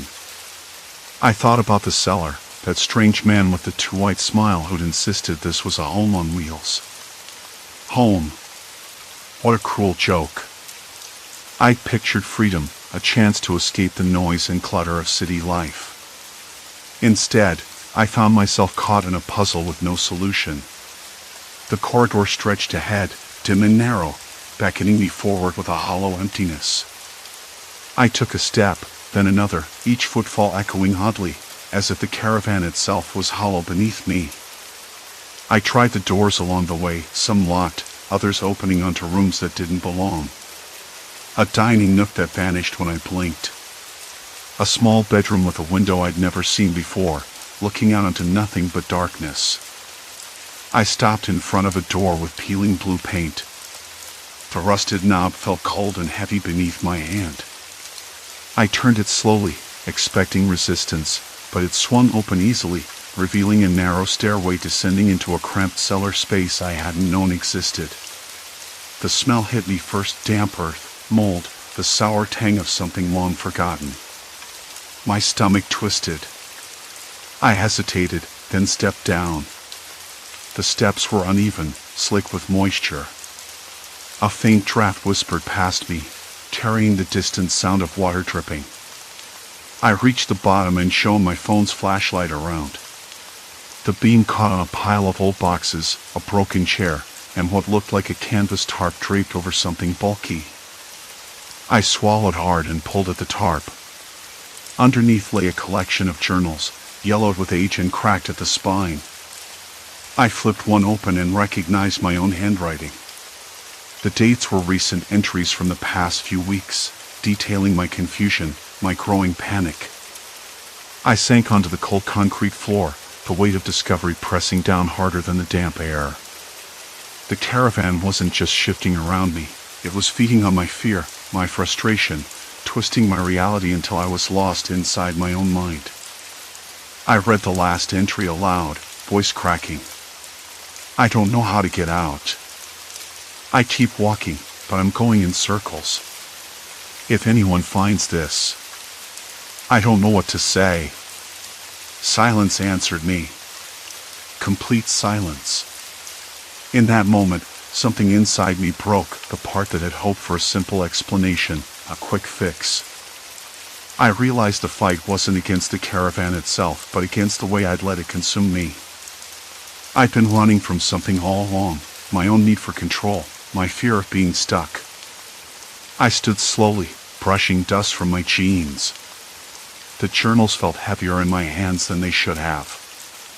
I needed fresh air, clarity. I climbed back up the stairs, the dampness retreating with each step. When I emerged into the dim morning light, the caravan looked almost normal, still battered, still strange, but no longer a trap. I took a deep breath, the cool air filling my lungs with a sharp crispness. Outside, the world was waking up.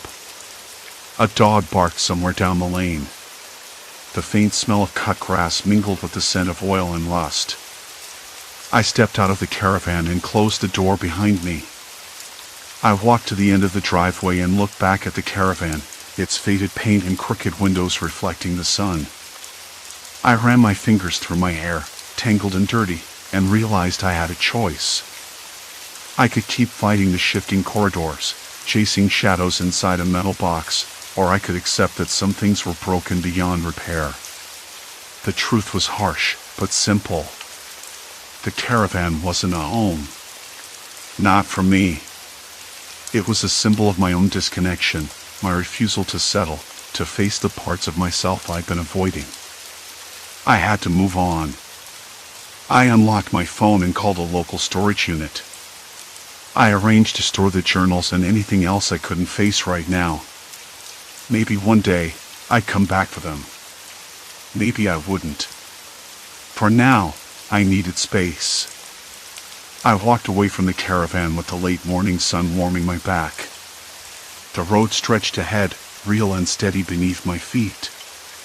Each step felt lighter than the last, like shedding a weight I hadn't known I was carrying. I wasn't free. Not yet. But I was no longer trapped. As I reached the edge of the yard, I paused and looked back once more. The caravan sat quiet, its shifting rooms locked away behind walls I would never enter again. I let the door click shut behind me, the sound final and certain. And then, I kept walking. Story 4, Invisible Intruder, the roommate who knows too much. I never thought the sound of a dripping faucet could unsettle me. I'd moved in with Sam 2 weeks ago, and so far, nothing about this place felt quite right. The apartment smelled faintly of must and lemon cleaner, a scent that clung stubbornly to the curtains even after I washed them twice. The heater rattled every time I turned it on, coughing out dry, warm air that smelled like burnt dust. Outside, the city never really quieted down. Somewhere below our window, a dog barked lazily, distant but persistent. The streetlight flickered, casting a pale orange glow that made the room, with its faint smell of dust and decay, feel more like a stage set than a home. I rubbed my hands on my jeans, trying to get warm. The radiator hadn't kicked in yet. I glanced at the clock. 2:17 a.m. I should probably just get up and fix that faucet or call maintenance, but something stopped me, a hesitation I couldn't name. Maybe it was the way Sam had looked at me earlier that evening, like he was reading me like an open book. Not in that casual roommate way, but like he was scanning me for something hidden, something I couldn't see myself. I remember the first day we met. I'd been nervous about the new place, about sharing a space with a stranger, but Sam had this calm, almost magnetic presence. He smiled easily, but when I caught him watching me, it wasn't the kind of glance you'd get from a polite stranger. It was sharper, like he was trying to figure out which parts of me were real and which I was trying to hide. I told myself I was imagining things. People often look at you that way when they're trying to be friendly. But then, last night, the little moments started adding up. I came home from work, exhausted, and didn't want to talk about anything. Sam asked how my day was, and I gave the usual vague answer, fine. He just nodded, and without missing a beat, launched into a story about a friend's messy divorce. I'd never told him about the divorce in my family, not directly. Yet he acted like he already knew the details. Later, when I went to brush my teeth, I noticed the bathroom mirror fogged unevenly. Sam's toothbrush was next to mine, but the bristles on his looked almost untouched. I wondered if he was paying attention to every little thing I did, every habit, every slip of expression. Then I caught myself, thinking maybe I was just tired and overthinking. Still, there was something about the way he predicted I'd take the long route home from the grocery store, or how he'd ask about my weekend plans before I even told anyone else. It felt like he was inside my head, or worse, that I was a character in a story he was quietly rewriting. This afternoon, I found my phone unlocked on the kitchen counter, a text message open from my sister. I didn't remember leaving it like that. The message was simple. Are you okay? You seemed off last night. I froze, suddenly aware that Sam must have seen it. He never mentioned it, but I could feel that look again, like he was piecing together something I'd buried deep. I told myself not to jump to conclusions. Maybe he was just observant. Maybe I was being paranoid. But when I passed by the living room window, I caught a glimpse of him sitting perfectly still, staring out at the street below. His face was unreadable, but his eyes held a kind of quiet intensity that made my skin crawl. I tried to distract myself by cooking dinner. The apartment smelled like garlic and tomatoes simmering in olive oil. The sizzling of the pan was almost comforting.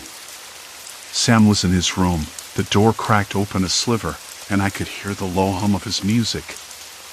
He always played the same playlist, one I hadn't asked about. I sat down at the small table near the window, noticing a folded piece of paper tucked under his empty plate. I unfolded it carefully. It was a list of dates, names, places I didn't recognize. A calendar of sorts, but with notes in the margins. Avoid. Don't mention. Watch closely. My hands trembled as I folded the paper back. I didn't want to believe that he was keeping tabs on me like that. But then, the way he'd leaned against the doorframe earlier, catching my half-finished lie about meeting a friend for coffee, made me realize I wasn't just a roommate to him. I was a puzzle.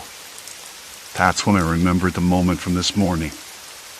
I'd spilled coffee on my shirt before leaving for work, a tiny blotch right above the left pocket.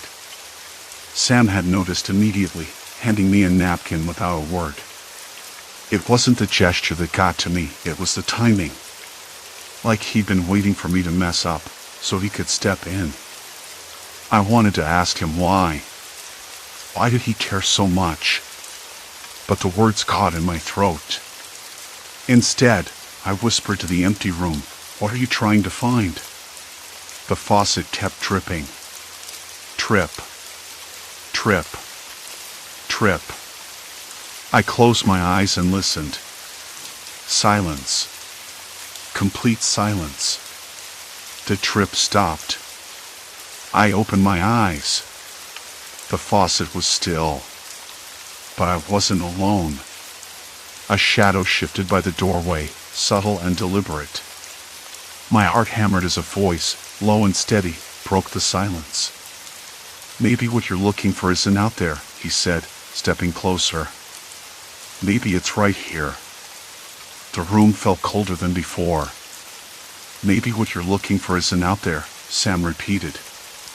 His voice was calm, measured, like he was reading from a script no one else had seen. "Maybe it's right here." I stared at him, the dim light from the hallway outlining the sharp angles of his face. There was something almost deliberate in the way he spoke, as if he wasn't just guessing but knew exactly what I was thinking. I wanted to say something, anything, but my mouth felt dry, stubbornly stuck. Instead, I blinked and nodded slowly. "Okay," I said, voice barely more than a whisper. "Where do we start?" He stepped fully into the room, the faint scent of cedarwood and something metallic trailing behind him. A strange combination, like old books and a hospital corridor. I noticed then that his eyes weren't just watching me, they were searching, peeling back layers I didn't want exposed. It felt invasive, but I couldn't look away. "First," he said, "we need to clear the clutter. Mental clutter, I mean. Secrets you don't even realize you're hiding. They're like bricks in a wall, keeping everything else locked up." I wanted to laugh, but it came out as a dry cough. "You sound like a psychologist." "Close," he said. "I'm good at reading people. More than that, I'm good at knowing when they're lying to themselves." I swallowed again. The taste of stale coffee still lingered in my mouth, bitter and sharp.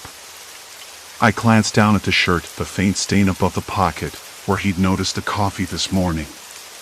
It was like a mark, a signpost pointing to something I couldn't quite name. "Why me?" I finally asked. "Why do you care about my secrets?" Sam hesitated, then smiled, a quick, tight thing that didn't reach his eyes. "Because your secrets are my business now. We share this space. I want to make sure nothing dangerous slips through." The word dangerous hung in the air, cold and heavy with silence, thick and heavy. Dangerous. Not just inconvenient or embarrassing. Dangerous. I shivered, whether from the cold or his tone I couldn't say. "I don't even know what you mean," I said, trying to sound casual but failing miserably.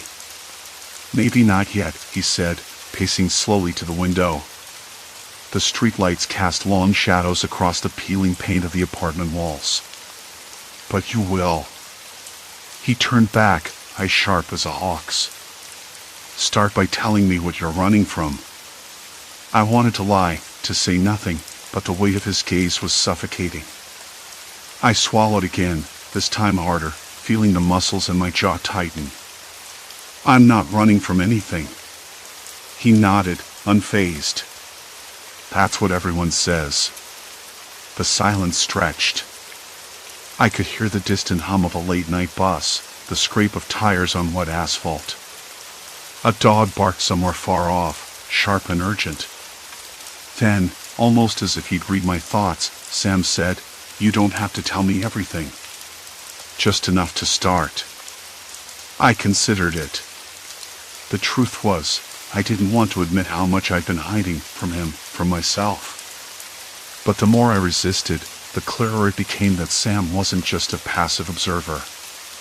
He was an active participant in this strange, uneasy dance. "All right," I said quietly. "There's something I don't want to think about." He stepped closer, lowering his voice. Good. That's a start. I exhaled slowly, the air cold against my skin. It's about my family. Things I left behind. Things I thought I buried. Sam's expression softened, just a fraction. Tell me. I hesitated, then began. My sister. She died a few years ago. It was sudden. A car accident. I wasn't there. I wasn't close to her, really. But after she died, things started to unravel. I stopped answering calls. I stopped going home. Sam listened, silent. The room seemed to shrink again, the walls pressing in.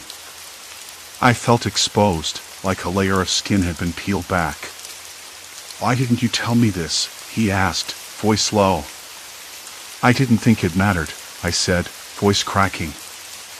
I thought it was over. Done with. But it's not, Sam said. And that's why you're on edge. That's why you flinch when I notice the coffee stain. You're afraid of what I'll see if I look too closely. I didn't know how to respond. Part of me wanted to deny it, to retreat back into the safety of silence. But another part, a part one barely recognized, wanted to trust him. Maybe even needed to. Maybe I'm tired of pretending, I said, voice barely a whisper. Sam nodded. Good. Now we're getting somewhere. For the next hour, we sat at the kitchen table, the glow of the single overhead bulb casting long, flickering shadows. He asked questions, not the kind that demanded answers, but the kind that nudged me to think deeper. About my past, my habits, the tiny inconsistencies I hadn't noticed in myself. I told him about my sister's old journal I kept hidden in the closet, the one I'd never dared open since the funeral. About the letters I ripped up but kept in a box under my bed. About the guilt I wrapped around me like a second skin. He listened without interrupting, scribbling notes on a crumpled napkin. The scribbles were messy but precise, a map of my unraveling. Then, just as I was about to ask a question, my phone buzzed. I glanced at the screen, an unknown number. I hesitated, then answered. Hello? A voice, cold and unfamiliar, whispered on the other end. You shouldn't dig too deep. Some things are better left buried. The line went dead. I stared at the phone, my fingers trembling. Sam watched me carefully, a faint smile playing at the corner of his mouth. Well, he said, looks like someone else is interested in your secrets. I swallowed again, the taste bitter and sharp. And suddenly, I wasn't sure if I wanted to keep digging at all. The moment the line went dead, the room seemed to shrink. Someone else is interested in your secrets, he said again, voice low. The words hung between us, thick and heavy. I wanted to ask who. I wanted to demand answers. But instead, I just swallowed hard, the bitterness coating my tongue. My throat felt raw. I couldn't speak. I barely moved. The silence lasted longer than I expected. Outside, the street lamp flickered, casting thin, uneven shadows across the cracked plaster walls. The faint hum of a distant television buzzed upstairs, but it felt like we were trapped in a bubble, separate from everything else. I guess there's no turning back now, Sam said, folding the napkin with my unraveling mapped out in messy lines an item. You've already started. And that phone call. It's a warning, but also a sign. You're closer than you think. Closer to what, though? The thought made my hands tremble again. Closer to what? I tried to push the fear down, deep enough so it wouldn't claw its way out, but the ache beneath my ribs was persistent. It wasn't just about my sister's journal or the letters anymore. It was something bigger, something that had been waiting, silent, beneath years of dust and half-forgotten memories. I looked at Sam. His eyes were steady, calm, unnerving in their focus. It was like he saw through me, right past the layers I'd spent so long building. He wasn't just reading my emotions, he was reading my life. And now, it felt like he held the pen. I wanted to run. I wanted to pack a bag and disappear. But the apartment felt like a cage. Every corner, every creak in the floorboards, whispered that I was already caught. That night, I couldn't sleep. The air was thick, humid, and tasted faintly of mildew and old paper. The curtains fluttered in the breeze, brushing against the windowsill with a soft scratch. I kept thinking about the journal tucked away in the closet, the box under my bed, the words I tried so hard to forget. Why had Sam pushed me to talk about them? Why had he scribbled notes like a detective piecing together a crime scene? And who was the voice on the phone? In the early hours, I heard Sam moving around the apartment. Quiet thuds, the soft scrape of a chair. I wanted to call out, to ask him what he was doing, but my voice was trapped somewhere deep inside. When morning came, the sunlight was weak, struggling through gray clouds. The apartment smelled of stale coffee and something else, paper, maybe, or ink. I found Sam at the kitchen table, surrounded by piles of my sister's letters and the torn pages from the journal. He looked up as I entered, eyes sharp with intent. "I went through these," he said.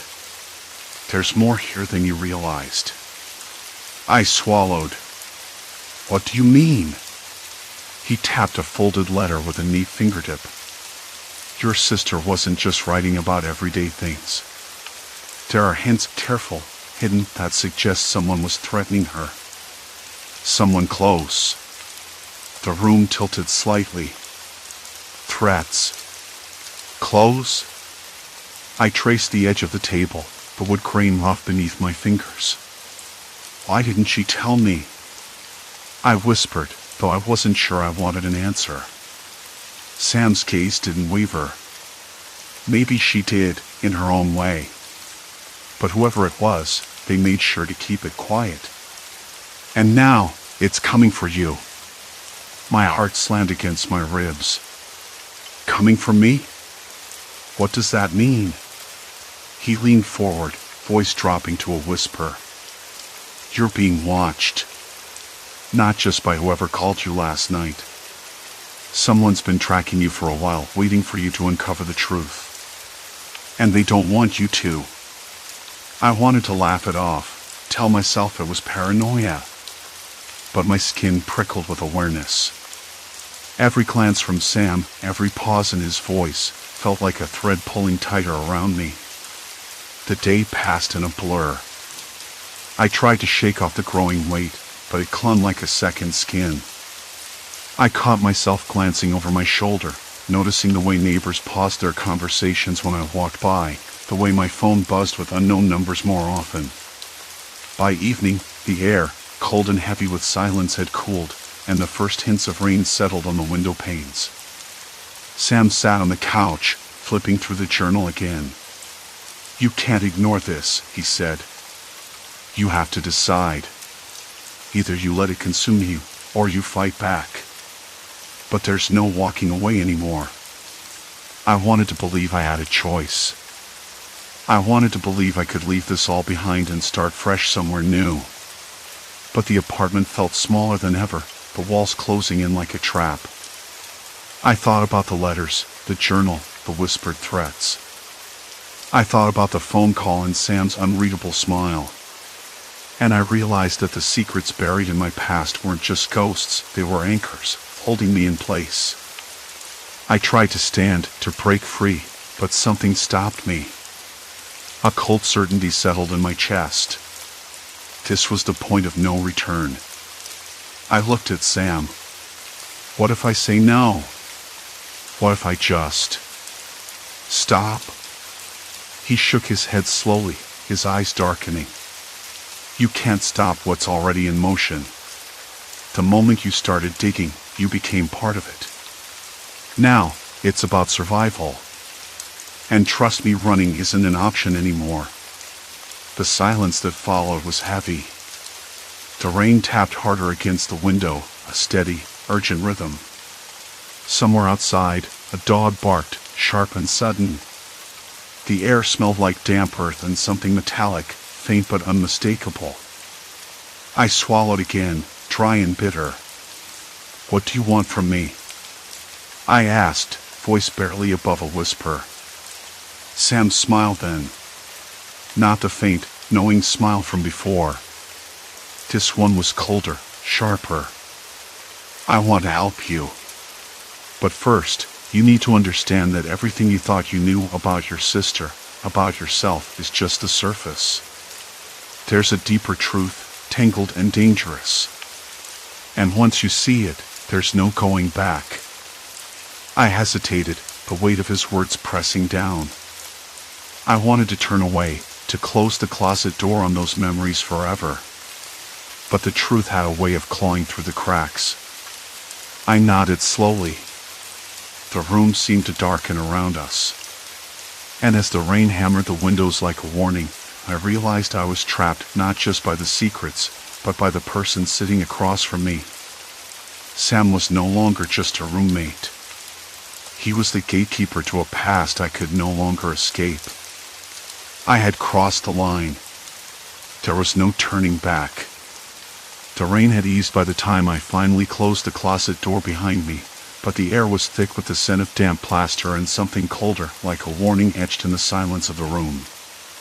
I sank onto the edge of my bed, the mattress prickling through my shirt, and stared at the floor.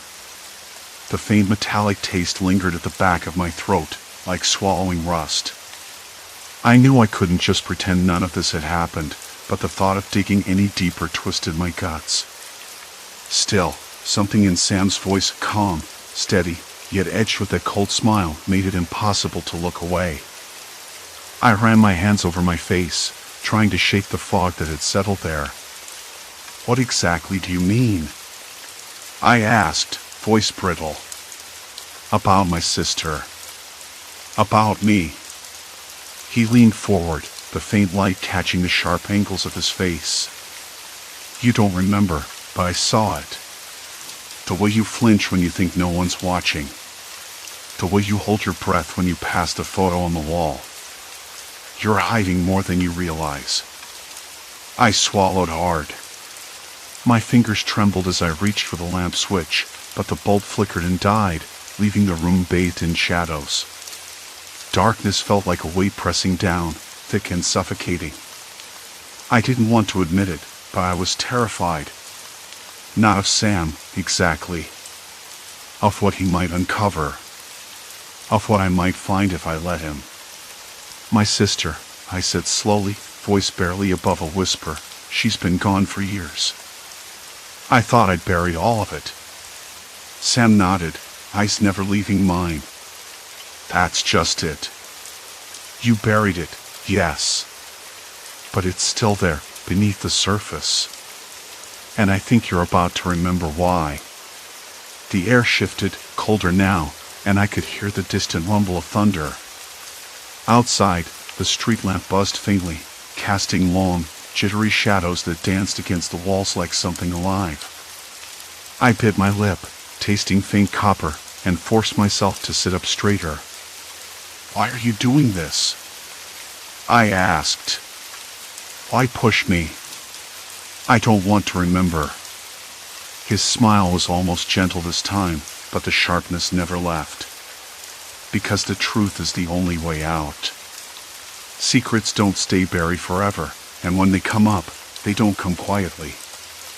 You think you're protecting yourself by hiding, but really, you're just trapped." I wanted to argue. I wanted to say he had no right to pry. But the knot in my stomach tightened as my gaze drifted to the cracked mirror across the room. My reflection looked small, fractured. The person staring back wasn't sure she wanted to face what was coming. "Tell me what I don't know," I said, voice cracking. Sam's eyes gleamed in the dim light. "You're going to have to trust me. For now." I hesitated, my mind spinning. Trust him? After everything? But the alternative felt worse, wallowing in uncertainty, haunted by shadows too faint to grasp. He stood, pacing slowly, the worn floor creaking beneath his steps. There's a reason your sister left. It's tied to you. Not just family stuff, something darker. You blocked it out, but I saw it flicker in your eyes tonight. Fear. Guilt. Something you can't explain. The room felt smaller. My throat tightened again, dry and bitter. I don't remember anything like that. You will, he said quietly. And when you do, it'll change everything. I wanted to run, to scream, to slam the door and lock it forever. But my limbs were frozen. I realized then how much power he had, how he could see through the walls I'd built around myself, picking at the loose bricks until they crumbled. Why me? I whispered. Why pick me to drag all this up?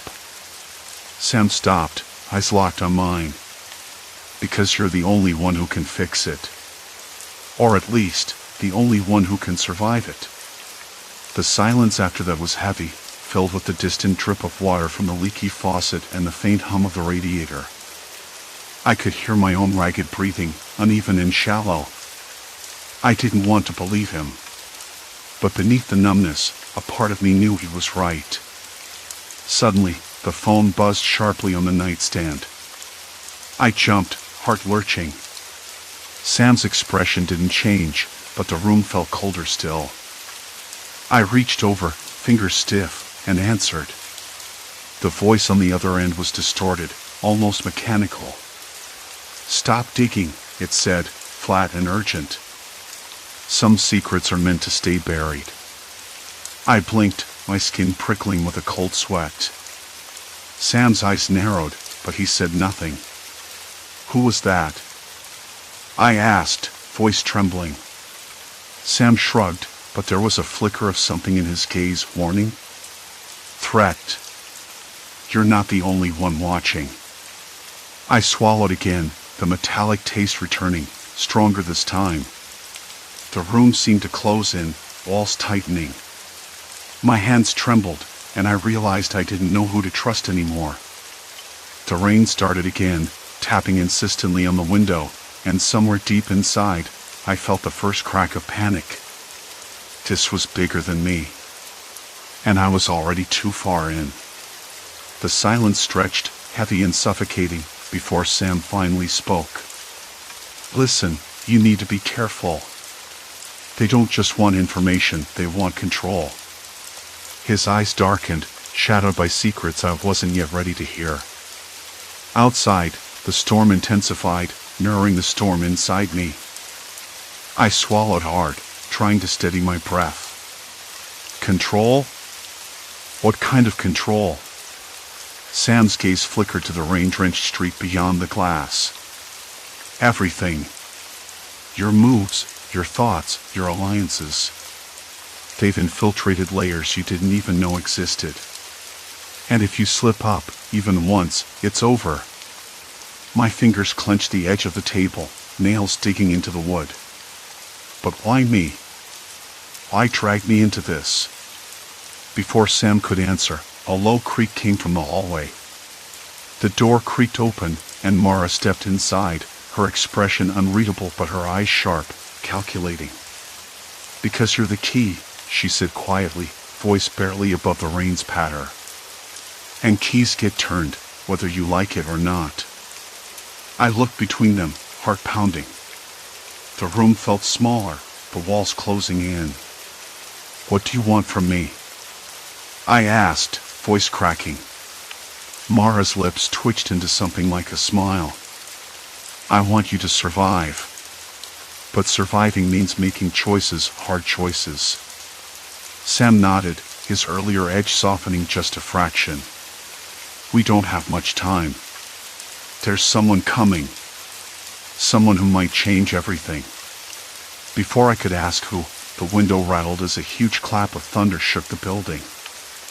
I realized then that the storm outside wasn't just weather, it was a warning.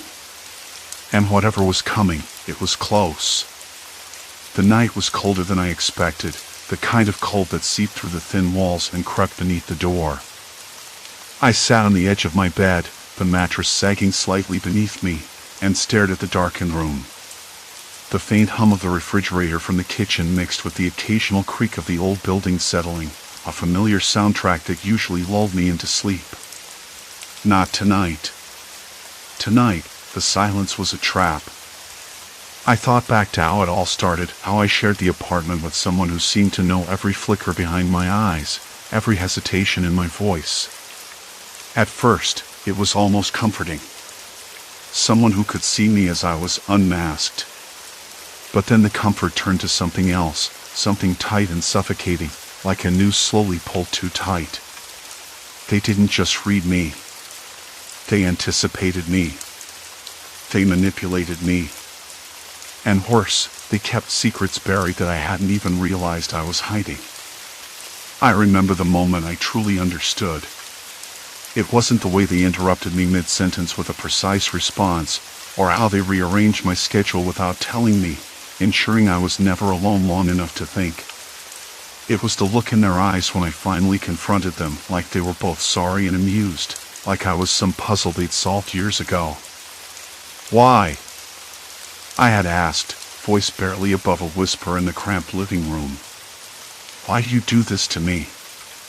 They smiled, slow and deliberate, eyes narrowing just a fraction. "Because you needed me to. More than you know."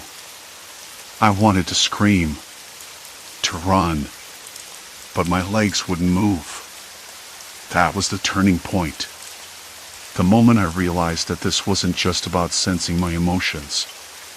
It was about control. About keeping certain truths buried, truths I wasn't even aware were mine to own. Tonight, I decided I was going to take that control back. I moved quietly, careful not to wake the other person, who was already asleep in their room.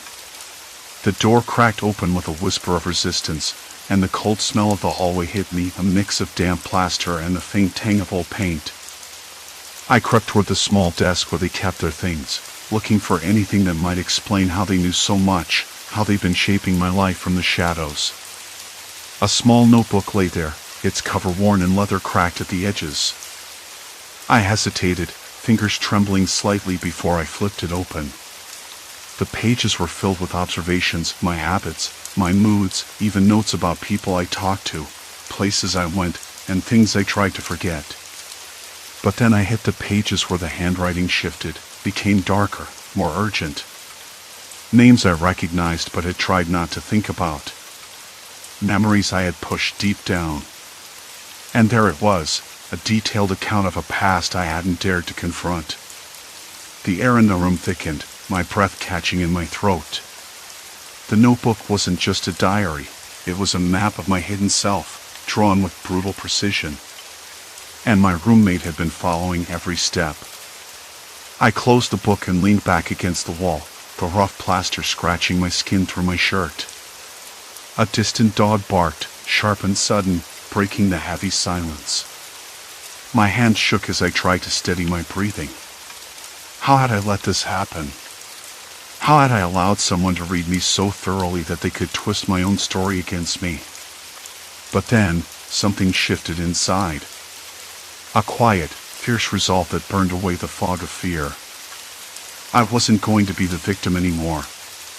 The next morning, I sat down across from them at the kitchen table. The light was pale and cold through the grimy window, the smell of stale coffee hanging in the air. I didn't look away as I spoke. "I know what you've been doing. I know what you've taken from me." They blinked, a flicker of surprise, maybe even respect. "And what do you want?" "Freedom," I said simply. "I want to live my own life. Without you pulling the strings." They studied me for a long moment, then nodded slowly. "You're stronger than I thought." We talked, really talked, for the first time in months. Not about secrets or control, but about boundaries. About trust. about the messy, complicated thing that is human connection. It wasn't perfect. It wasn't easy. But it was real. Days turned into weeks. I noticed the way the air felt lighter in the apartment, how I could breathe without that constant weight on my chest. I started to reclaim parts of myself that had been hidden away, the small joys and quiet moments I'd stopped noticing. The sound of rain tapping against the window, the scent of fresh bread from the bakery down the street, the warmth of sunlight spilling across the floor in the afternoon. Sometimes, my roommate would catch me off guard with a smile that wasn't calculated, a kindness that wasn't manipulation. And I found myself wondering if maybe, just maybe, they were learning too. One evening, as we shared a simple meal, I realized I hadn't flinched once when they looked at me. Not because I'd stopped feeling vulnerable, but because I'd finally accepted that some secrets are ours to face, not bury. The apartment was still old, still creaked and groaned in the night. The light above the sink flickered now and then, casting long shadows on the walls. But none of it felt threatening anymore. It was just life. Messy, unpredictable, and painfully honest. I glanced at my roommate across the table, their eyes reflecting the dim light. I felt the old fear stirring, a whisper at the edge of my mind, but I pushed it down. This time, I was ready. "Thank you," I said quietly. They nodded. For what? For letting me find myself again. The silence that followed was comfortable, not oppressive. Outside, the city murmured in its endless rhythm, cars passing, people talking, life moving forward. And I was moving with it, finally free from the shadows of a past I thought I'd lost control over. I didn't know what the future held, and maybe I never would. But for the first time in a long time, I wasn't afraid. Because I had my secrets, yes. But I had my life, too. And that was enough. Story 5, Shifting Caravan, a mobile home's twisted reality. I hadn't expected the Caravan to smell like that. The ad said living space unlike any other. I laughed when I read it, sitting in my cramped flat in the city, imagining what kind of marketing nonsense that phrase might cover. A glorified shed, probably. But I'd been hunting for a quiet place, something off the grid or at least out of earshot of the endless hum of traffic and neighbors banging on walls. I'd wanted space to breathe, to think, to write. So when I saw the photos, a patchwork caravan nestled among trees, sun dappling the roof just right, I sent a message before I talked myself out of it. Driving out to the site was a slow crawl through winding country roads that smelled of wet earth and cut grass. The air was cool but not cold, with a dampness that clung to the back of my throat. I remember thinking how strange it was to leave the city and feel like I was stepping into a different world, one that didn't exist on any map I'd ever followed. The caravan sat crookedly on a patch of uneven ground, its faded blue paint chipped and peeling like old skin. A small wooden step led up to the door, which creaked on rusty hinges when I pushed it open. Inside, the space was tight but cozy in a way that felt almost charming. There was a built-in bench along one wall, a small fold-down table, and a kitchenette with a sink that looked like it hadn't seen running water in years. I ran my fingers over the counter, rough, splintery wood beneath a thin, cracked layer of varnish. The air inside was cooler than outside, carrying a faint, persistent hum, like the low vibration of a generator somewhere nearby. Or maybe just the sound of the caravan settling. I wasn't sure. "Hello?" I called softly, half expecting someone to answer, though I knew the owner had left town that morning. Silence. Complete silence. Just the distant call of a crow, sharp and sudden, slicing through the quiet. I spent the next hour poking around, testing cupboards and drawers. Most were empty, save for a few forgotten scraps, a cracked mug, a folded newspaper from months ago, a pair of worn slippers that smelled faintly of tobacco and damp wool. Nothing personal. Nothing that spoke of who'd lived here last. Still, something felt off. The layout wasn't quite right. I'd seen the floor plan in the listing, simple, straightforward, but as I moved through the space, the room, with its faint smell of dust and decay, seemed to shift just enough to confuse me. The bench was where it should be, but when I rounded the corner to the kitchenette, the sink appeared farther away than before, as if the narrow corridor had stretched or narrowed while I wasn't looking. I shook the thought away, blaming the uneven floor or my own tired eyes. It was easy to dismiss, really. I was tired. The drive had been longer than expected, and I hadn't eaten since breakfast. The dull ache behind my eyes was growing, a tightness that made concentration difficult. By the time I set down my bag and switched on the small, flickering lantern I brought, the sun was dipping low, casting long shadows that pulled in the corners. The air had cooled further, smelling now of damp leaves and something earthier, rotting wood or decayed foliage. I closed the door behind me and leaned against it, listening. The silence was different now. Not empty, but expectant. Like the caravan was waiting for something, or someone. I tried to shake the feeling off. I unpacked my few things slowly, methodically, my journal, some clothes, a thermos of tea. The kettle hissed faintly on the tiny stove, a sound that reminded me of home, of normalcy. But as the water boiled, I noticed the shadows again. They seemed to gather near the corners, clinging to the walls in shapes that didn't quite match the furniture. I told myself it was just the way the light played in this small space. Still, when I stirred the tea, the spoon felt heavier than it should have, as if the air itself pressed down on my hand. My fingers trembled slightly. I set the cup down with more force than necessary. Later, sitting on the bench, I stared at the faded floral pattern of the fabric. The threadbare cushions were rough against my skin, and a chill ran up my spine as a sudden draft whispered through a crack near the ceiling. The door was firmly closed, but I could hear the faint rustle of leaves outside, like the world was breathing just beyond the thin walls. I tried to read, but the words blurred. Something was wrong. I wasn't sure if it was the caravan, or me. Maybe both. When I stood to stretch, I noticed the floor beneath my feet had changed. It was the same linoleum, but the pattern was different, more worn, darker in spots I hadn't seen before. I blinked hard and looked again. The layout was shifting, subtle. The door to the small bedroom was now down the opposite side of the hall. I turned, confused. Had I walked in a circle? The space felt smaller, tighter. The walls seemed closer, the ceiling lower. I tried to call the owner on my phone, but there was no signal. Not surprising, really, but suddenly, the isolation felt more real, more suffocating.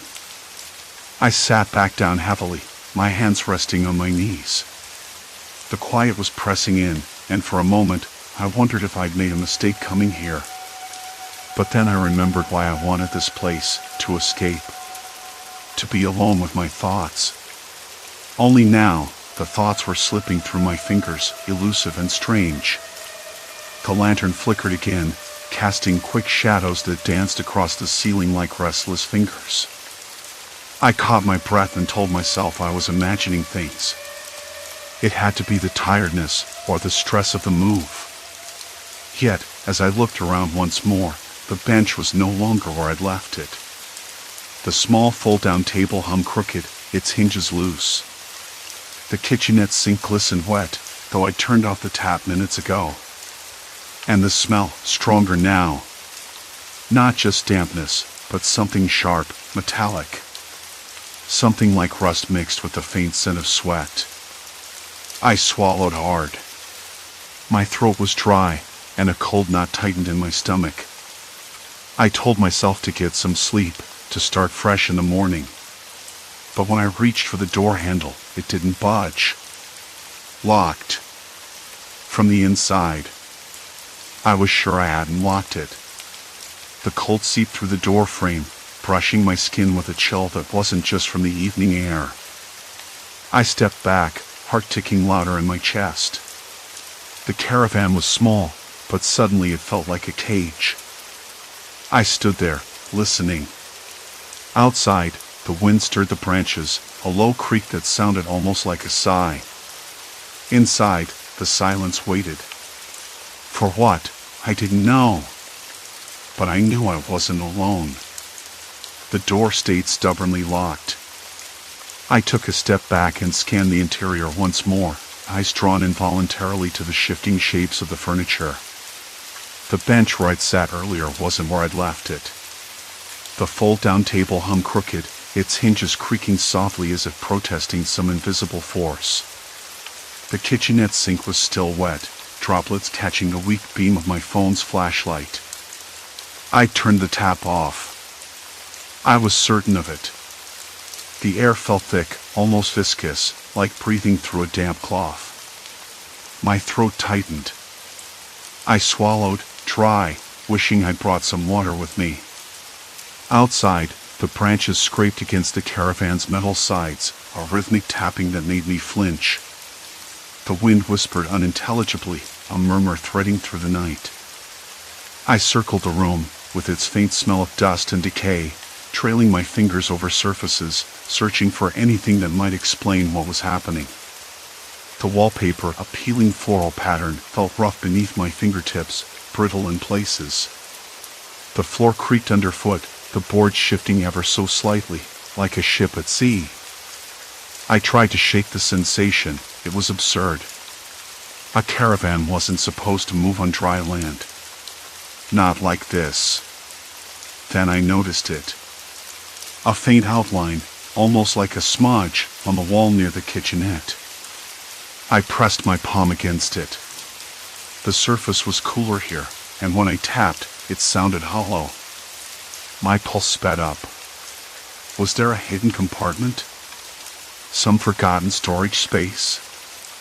I pulled at the edges carefully, and to my surprise, a panel shifted inward with a soft click. Behind it, a narrow cavity. Inside, a folded piece of paper lay tucked between the metal frame and the insulation. I pulled it out, fingers trembling. The paper was yellowed, edges frayed, and the ink faded but legible. Remember the pattern. The loops will close. Trust no door. My breath caught. What pattern? Loops? Trust no door? The words sounded like a warning, but from whom? The previous owner? A joke? Or something darker? I folded the note back and stuffed it into my pocket, heart thudding hard against my ribs. The metallic smell was suddenly overwhelming, and I gagged, backing away. That's when I noticed the faintest trickle of liquid pooling beneath the sink cabinet. I crouched down, flashlight catching the glossy sheen. It was rust-colored, brownish red, and sticky. Not water. Not oil. Something else. I ran my finger through the puddle. It smelled sour, tangy, like old sweat mixed with iron. My skin crawled. I pulled back quickly, hands shaking. I wanted to leave, to escape this cramped, shifting tomb, but the door refused. A knock. Sharp. 3 quick raps against the outside wall. I froze, every muscle taut. Outside, the wind stilled. The silence was immediate, suffocating. I pressed my ear to the wall, but no footsteps followed. Just the quiet, and that lingering metallic smell. Hello? My voice cracked, barely a whisper. Is someone there? No answer. Only the soft skitter of a rat somewhere beyond the caravan. I pressed my back against the door, sliding down until I sat on the floor, knees drawn up. The note burned in my pocket. I pulled it out again, studying the words. Could it be a joke left by some prankster? I didn't want to believe it, but the locked door and moving furniture suggested something far less innocent. The night dragged on. I tried every window, every latch. The curtains, checkered and faded, were stuck halfway down, and when I yanked at them, one snapped loose, crashing onto the floor. The sound startled me, and when I looked up, the layout seemed subtly different. The small bookshelf that had been beside the kitchenette was now near the entrance. I blinked, rubbed my eyes. Was I imagining it? I stood, pacing, trying to keep calm. The caravan was small, but the arrangement of objects shifted as if the walls themselves were rearranging. I ran my fingers along the edge of the fold-down table again. This time the hinges gave a low groan, then suddenly the table flipped up, revealing a shallow storage compartment I hadn't seen before. Inside, a faded photo, creased and torn at the edges. I pulled it out. A family portrait. 3 people, 2 adults, a woman and a man, and a child. Their smiles were forced, eyes too bright, too wide. The woman's hand rested awkwardly on the child's shoulder, the man's gaze unyielding. On the back, scribbled in uneven handwriting, "The last day we were free." My skin prickled. Free from what? The smell of rust and sweat seemed to thicken, pressing in on me. It was harder to breathe. The note, the photo, the locked door, it was all connected somehow. But how? I leaned against the wall, closing my eyes to shake the growing dizziness. The caravan felt smaller now, suffocating. I thought about calling out again, but the silence swallowed my voice whole. A sudden creak from above made me jump. The roof vent, I assumed. I glanced up, shining my light. It was closed tight, but the metal frame had tiny scratches, like claws. My stomach flipped. Whose claws? Who else had been here? I pulled out my phone and tried to call for help. No signal. Of course. The caravan sat at the edge of an overgrown lot, surrounded by thick trees. No neighbors close enough to hear. I dropped the phone onto the table with a hollow thunk. The faint tapping resumed outside, slower this time, deliberate. Like someone was pacing. I pressed my ear to the door again, straining to catch any sound beyond the knocking. Nothing concrete. But my skin crawled, a prickling sensation at the nape of my neck. I wasn't alone. Someone or something was waiting. I remembered something from the ad, a living space unlike any other. A selling point, yes, but maybe a warning too. The previous owner's cryptic note wasn't a joke, and the photo hinted at a past trapped in this place. I had to find a way out. But the caravan wasn't just shifting furniture and locked doors. It was a maze. A trap. The night stretched before me like a wound, raw and open. I sat back down, fingers trembling on the photo's edges, and tried to steady my thoughts. If this was a loop, a cycle, then maybe I could break it. Find the pattern. Find the key. But the knock came again, 3 sharp raps.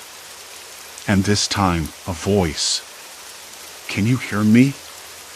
It was low, calm, but there was an edge, something unsettling. Like someone watching, waiting for me to respond. I swallowed, voice caught in my throat. "Who's there?" Silence. Then a soft, almost amused chuckle. The caravan seemed to breathe around me, walls pulsing with quiet menace. I wasn't just locked in.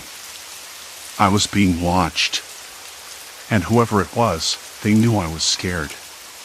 The door rattled slightly, as if testing its own strength. I needed to move. But where? The shifting began again. The walls creaked and groaned. The bench slid sideways, the kitchenette twisted out of place. I stumbled backward, heart hammering, eyes wide. The caravan was alive. But not with ghosts or spirits, something far more human. The question was it friend or foe? I pressed my back against the wall, clutching the photo and the note, the metallic scent thick in the air, and waited. The door rattled again, the thin frame quivering like a leaf caught in a sudden gust. I pressed my palm against the cold wood, trying to steady my breath, but the tight knot in my stomach wasn't loosening. The voice. That low, measured voice. It wasn't just a stranger outside. It was something else. Something that knew me, or at least knew how to unsettle me. I swallowed hard, forcing myself to answer, voice cracking on the edge. "Who are you?" No reply. Just silence, except for the faint creak of the caravan settling, or maybe shifting. The walls around me seemed to pulse with a slow, deliberate rhythm, as if the whole place had a heartbeat. My fingers trembled on the photo I'd found, the one of the previous owner, standing stiffly by the caravan, eyes too sharp to be friendly. How long had I been here? Days? Hours? The distinction had blurred somewhere along the way, and now time felt like a slippery fish, impossible to grasp. I stood up, photo clutched tight, and moved toward the window. Outside, the night was thick and still, the sky a black canvas splattered with distant stars. No sign of anyone. No footsteps. No lights. I leaned in closer, breath fogging the glass. A faint smell of damp earth came through the cracks, mingled with the stale scent of the caravan's upholstery. The veneer of normalcy felt thin, like a cracked mask barely holding together. Then the voice came again, this time from inside. Not from the door, but closer, somewhere within the walls themselves. "You shouldn't have bought this place." I spun around, heart hammering. The walls were empty, save for the peeling wallpaper and the faded curtains fluttering faintly in the draft. I didn't see anyone. Couldn't. But the voice was there, clear and calm. "Why?" I demanded, trying to keep my voice steady. "What do you mean?" No answer. Just the low hum of the caravan's old heater kicking in, rattling and groaning like a tired beast. The photo slipped from my fingers, fluttering to the floor. I bent down to pick it up, and that's when I noticed the writing on the back. It was a scrawl, hurried and uneven. "If you see this, it's already too late. The caravan isn't just a home. It's a cage. And the cage has a mind." My hand shook as I read the words. The writing was unmistakably the previous owner's. I knew it because, beneath the note, I recognized the faint outline of a fingerprint smeared into the paper, a desperate signature marking the end of something. I sat back down heavily, the photo pressed to my chest. The idea of a cage. A cage with a mind. It sounded absurd. Impossible. But the shifting walls, the locked doors that rearranged themselves, the endless loops of time, how else could I explain any of it? I ran my fingers through my hair, trying to think. The voice, the note, the photo, they were all warnings. Not just about the caravan, but about the previous owner, and maybe about me.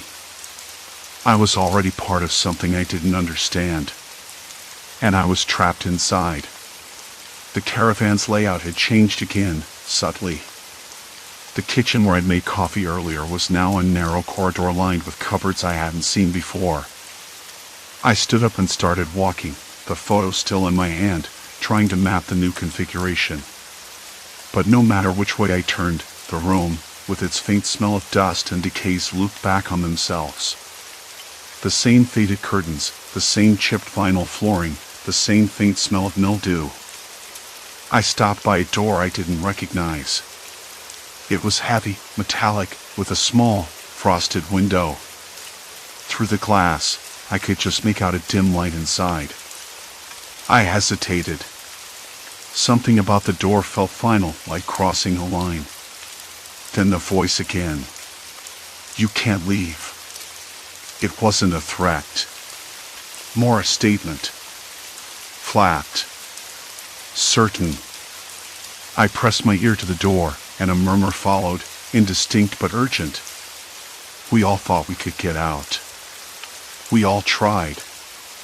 I stepped back, heart pounding. Who was we? And how many? The thought of others trapped here, lost in the same endless maze, made the walls close in tighter. I turned away and went back into the main room, trying to shake the rising panic. The photo's face stared up at me, eyes cold, accusatory. I traced the outline of the man's jaw with my thumb, feeling the faint roughness of the ink. Then I noticed something else.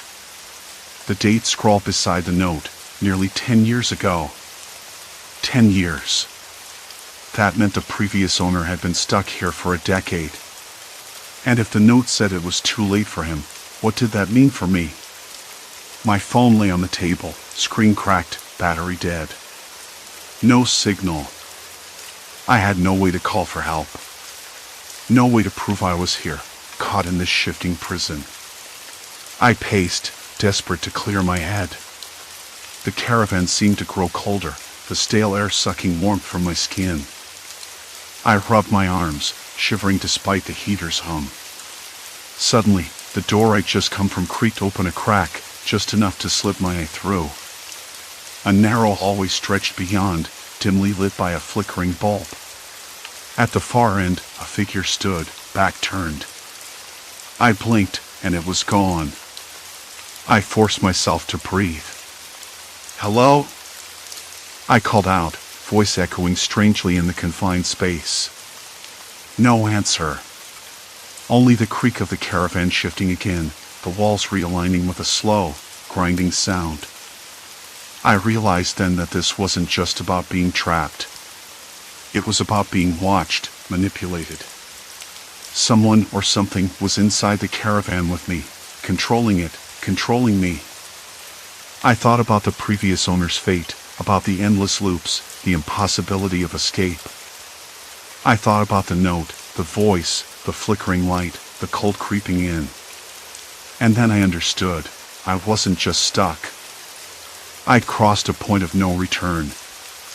I sank to the floor, back against the wall, photo still clutched in my hands. The caravan groaned around me, walls narrowing, ceilings lowering, as if closing in. The voice whispered again, softer this time, almost gentle. "You belong here now." I closed my eyes, trying to hold on to something real, a memory, a smell, the taste of fresh air outside this place. But even that slipped away, swallowed by the caravan's endless, shifting maze. And then the lights went out. Darkness swallowed everything. I swallowed hard, tasting the stale air thick with dust and something else, something metallic, like old pennies left to rust. My fingers trembled as I traced the edges of the photo. The faces staring back were blurred, distorted by time or maybe by the caravan itself. I couldn't tell anymore. They looked haunted. Like me. Then came the whisper again, barely audible, soft enough that I thought I'd imagined it until the hairs on my arms stood on end. "You belong here now." The words weren't a threat. Not really. More like a verdict. Final and cold. I forced myself to stand, legs shaky, knees knocking against the thin carpet. The walls had shifted again, gone were the familiar cupboards and counter, replaced by narrow passages I hadn't seen before. The air smelled colder, damp like a basement, but with a faint tinge of something burnt. I moved forward, hands sliding along the walls. The caravan was alive, that much was clear. But was it me it wanted? Or something else lurking beneath the surface? My breath hitched as a sudden noise echoed, a soft scrape, like nails dragging on wood. I stopped, heart hammering against my ribs, eyes darting in every direction.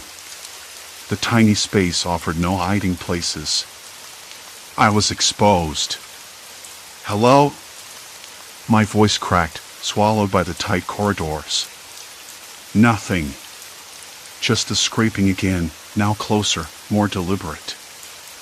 I followed the sound, a magnetic pull despite every instinct screaming to run. The passage opened into a cramped room with a single window fogged by condensation. I pressed my palm to the glass. Outside, the night was thick and black, no stars, no moon, just a faint outline of trees swaying in a breeze I couldn't feel inside. There was no escape. Not yet. Then I saw it, a figure, barely visible in the corner, hunched and still. My breath caught. The scraping stopped. "Who's there?" I demanded, voice steadier than I felt. The figure stirred, shifting slowly toward me. No face visible, just a dark shape against the dim light. My pulse thundered in my ears, every nerve stretched tight. "Why are you doing this?" I tried again, desperation creeping in. The figure paused, then spoke. Voice low, almost a rasp. "You don't understand. This place. It's not what you think." I wanted to laugh, bitter and sharp. "Not what I think.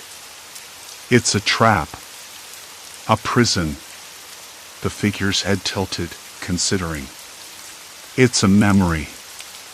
A place where things settle." "Settle? You mean torture? Drive people mad?" "No," the voice softened, almost pleading. "It's the price for forgetting. For hiding." I swallowed, a lump rising in my throat. The photo, the note, the endless loops, was this person trapped too? Or was this some twisted caretaker of the caravan's secrets?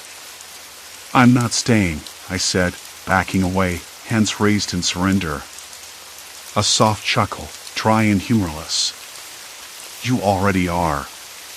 The walls groaned, shifting again, the ceiling dipping lower.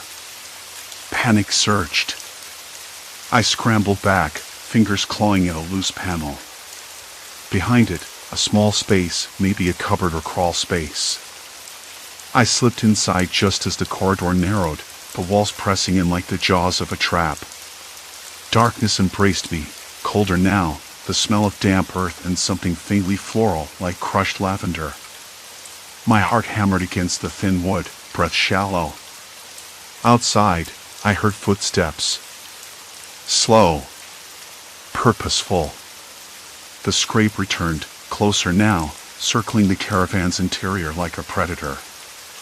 I pressed my ear to the panel, listening. The footsteps stopped. Then a voice, low and cracked, whispered, "You shouldn't hide." I swallowed hard, a dry lump in my throat. "Come out," the voice said. "We need to talk." My hands scraped the rough wood. I could stay here, silent and unseen, but the claustrophobia was already clawing at my sanity.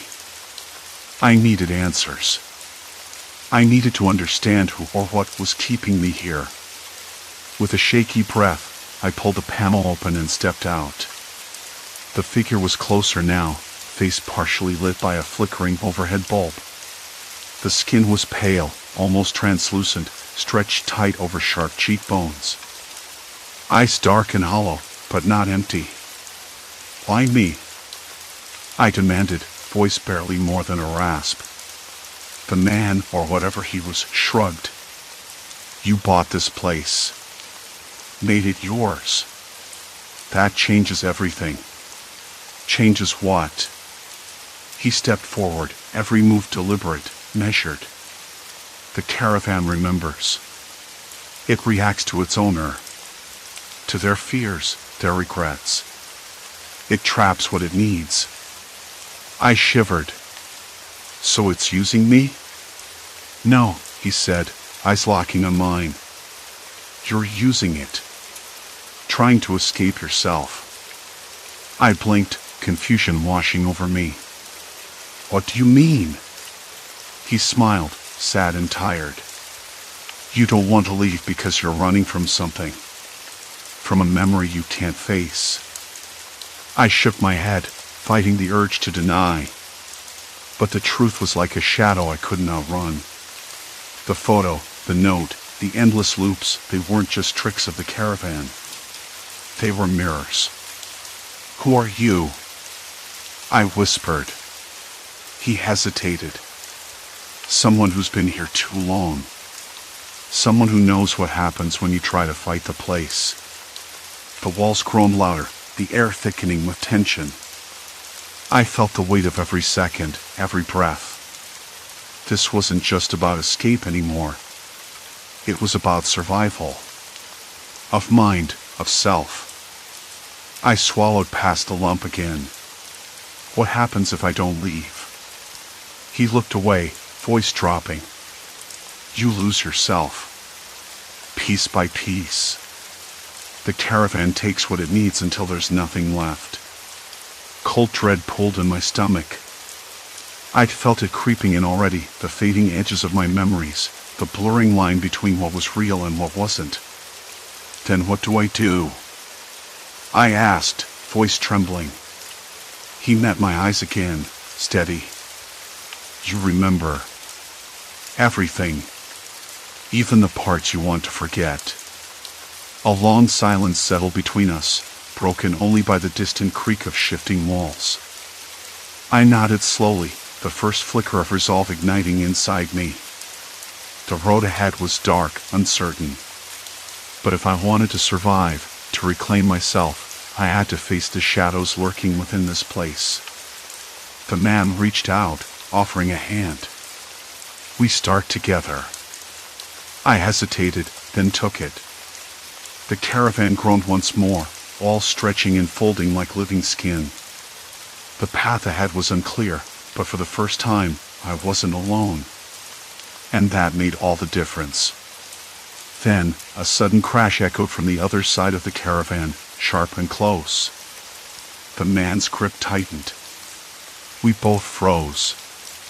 Something or someone was coming. I swallowed hard, heart pounding. The test wasn't over. Not by a long shot. The sudden crash still echoed in my ears, a sharp punctuation in the heavy silence that had settled between us. Then came the shuffling steps, hesitant but deliberate, creeping closer like a slow, unwanted tide. The caravan groaned again, walls creaking as if the whole thing were breathing, alive in some way I couldn't quite grasp. I wanted to take a step back, but my feet felt rooted. The man's voice broke the tension. Quiet but certain. "Stay close." I nodded, though I wasn't sure if I could trust my own nod. Trust was a fragile thing inside this shifting maze. The walls were changing again, narrowing the corridor, the light flickering between dull orange and sickly green. The scent of damp wood and stale air pressed in, making it hard to think. The footsteps stopped just beyond the bend. A figure appeared, thin, hunched, face half hidden by shadow and a hood that smelled faintly of tobacco and sweat. I didn't recognize him. Didn't want to. My skin prickled, a slow crawl of unease. "You shouldn't be here," the man said, voice low but firm. The stranger's eyes flicked toward me, sharp like broken glass. "She belongs to the caravan now," he said. "No one leaves." My breath caught. The words struck a chord deep in my chest. Fear, yes, but something else. Resignation. Like I was a piece of furniture, fixed and immovable, another layer in this strange, living puzzle. The man stepped forward. "Not while we're here." The stranger's eyes narrowed. A tense silence stretched, thick as fog. Then he turned and vanished back around the corner, the sound of his retreating footsteps swallowed by the shifting walls. I exhaled, a shaky breath that felt more like a surrender. "Who was that?" I asked. "Someone trapped, like us," the man replied. "Or maybe someone who's given up." I looked down the corridor where the figure had disappeared. The walls had already begun to fold in, erasing the path behind him. A cold wave of loneliness hit me. The caravan wasn't just a place, it was a prison, a trap built from memories and fears. We moved cautiously, the man leading me through the labyrinthine passages. I clung to his presence, the solid reality amid the caravan's maddening flux. The air grew colder, the smell of mildew stronger. At one point, I brushed my hand against a wall, feeling the rough texture of old wallpaper peeling away, revealing faded stains and faint, scrawled words. "Remember what I said," he murmured as we walked. "You have to face the memories, not run from them." I wanted to argue, to say it wasn't that simple. But the truth settled over me like a heavy blanket. I had tried running, had tried forgetting, and look where that had gotten me. We stopped in what looked like the caravan's old kitchen, or what it had been before the place started shifting. The stove was cold, the sink stained with rust. A cracked window gave a weak view of the night outside, dark, still, indifferent. The man turned to me. "This place feeds on what you fear most. Your regrets, your guilt. You have to name them." I looked away, the words catching in my throat. The memories surged forward, the arguments I'd buried, the chances I'd missed, the people I'd let down. Faces blurred, voices overlapping. It was suffocating. But I forced myself to look back, to say the words aloud. "I'm afraid I'll lose myself," I whispered. "That I'll forget who I am." He nodded slowly. "That's the fear the caravan preys on. But you're more than your fear." I felt tears prick my eyes. It wasn't courage, just exhaustion, the raw, aching need to hold on. We sat there in silence for a long time. The caravan creaked, shifted, but the walls stayed still. For a moment, I allowed myself to believe we might actually get out. Then came a sound, a soft tapping at the window. I jerked my head toward it, heart leaping. Outside, the night was empty. No one there. Just the wind moving through dry leaves. The man caught my eye. "It's not over," he said quietly. "But you've started something. You've taken the first step." I nodded, though my hands trembled. The path ahead was still uncertain, still terrifying. But I wasn't alone. And somehow, that made all the difference. The night stretched on, slow and unyielding. I lay awake on the narrow bed, the thin mattress pressing against my back, the cold seeping through the walls. The caravan was silent now, but I could still hear the echoes, the faint creaks, the whispers of shifting wood, the distant murmur of memories. Sleep came finally, hesitant and broken. In my dreams, the walls folded and unfolded like paper, the past and present entwined in a restless dance. But this time, I was watching, not caught. When morning arrived, thin and pale, I felt different. Not whole, not healed, but changed. The fear was still there, a shadow at the edge of my vision, but so was something else, a flicker of hope, fragile and stubborn. I opened the caravan door and stepped outside. The air was sharp, filled with the scent of earth and morning dew. The world beyond the caravan was real, unforgiving, yes, but real. I didn't know what lay ahead. The caravan's grip might loosen, or it might tighten again. But I had remembered. I had faced the shadows.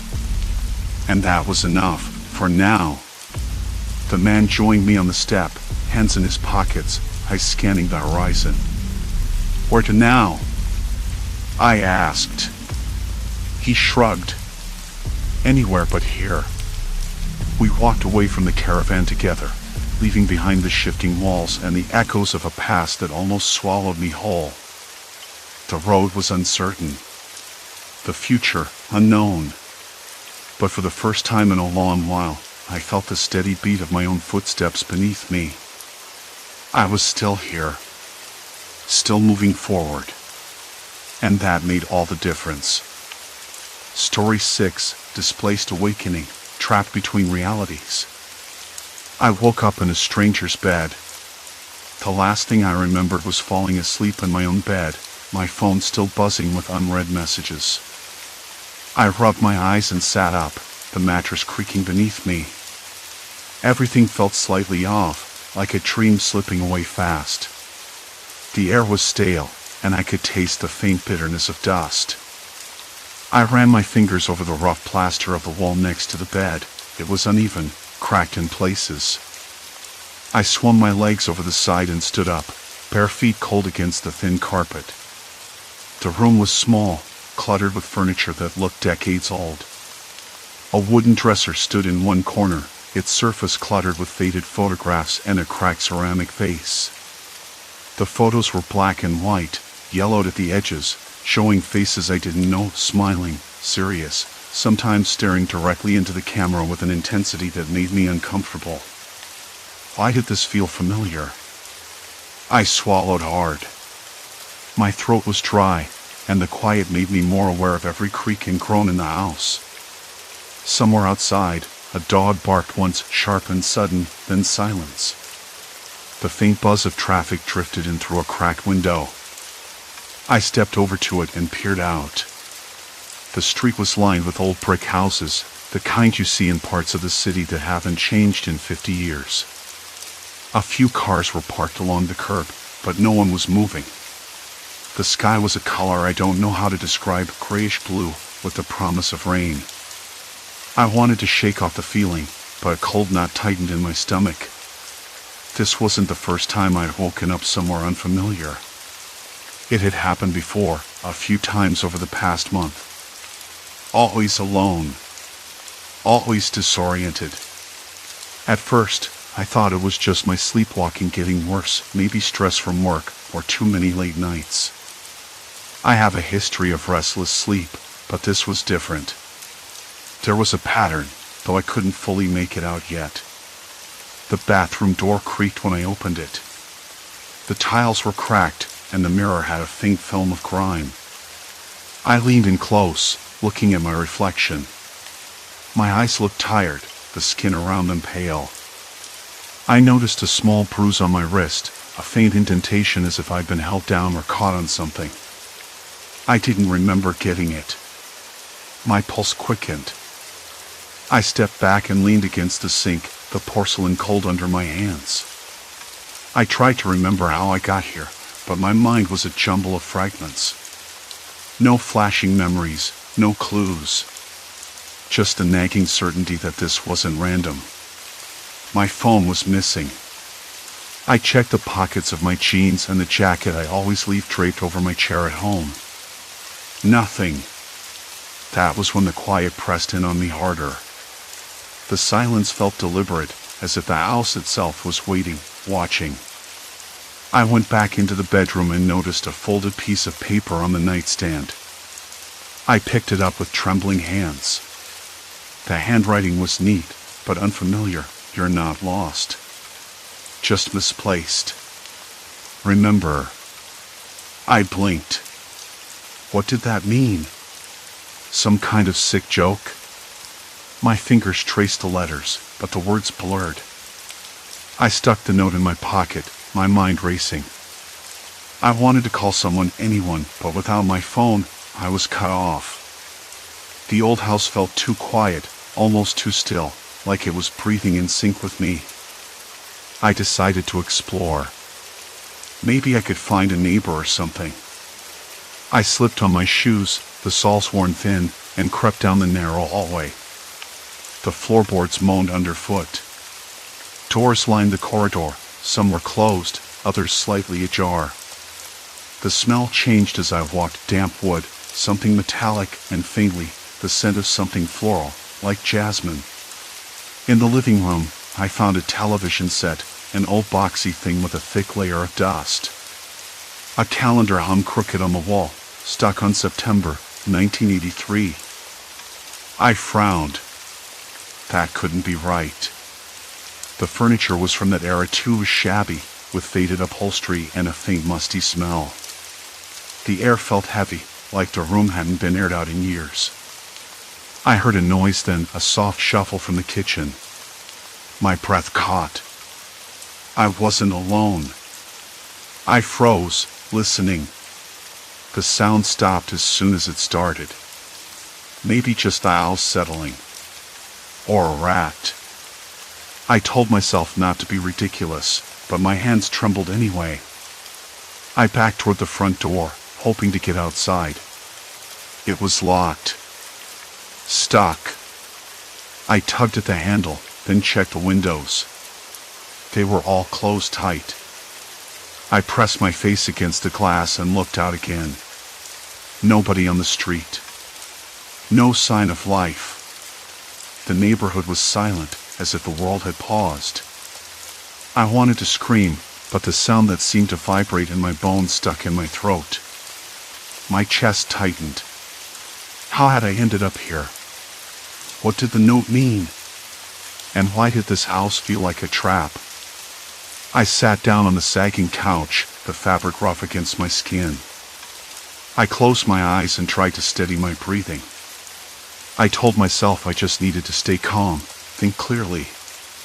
Maybe if I waited long enough, someone would come home. Or I'd wake up again somewhere else, somewhere safe.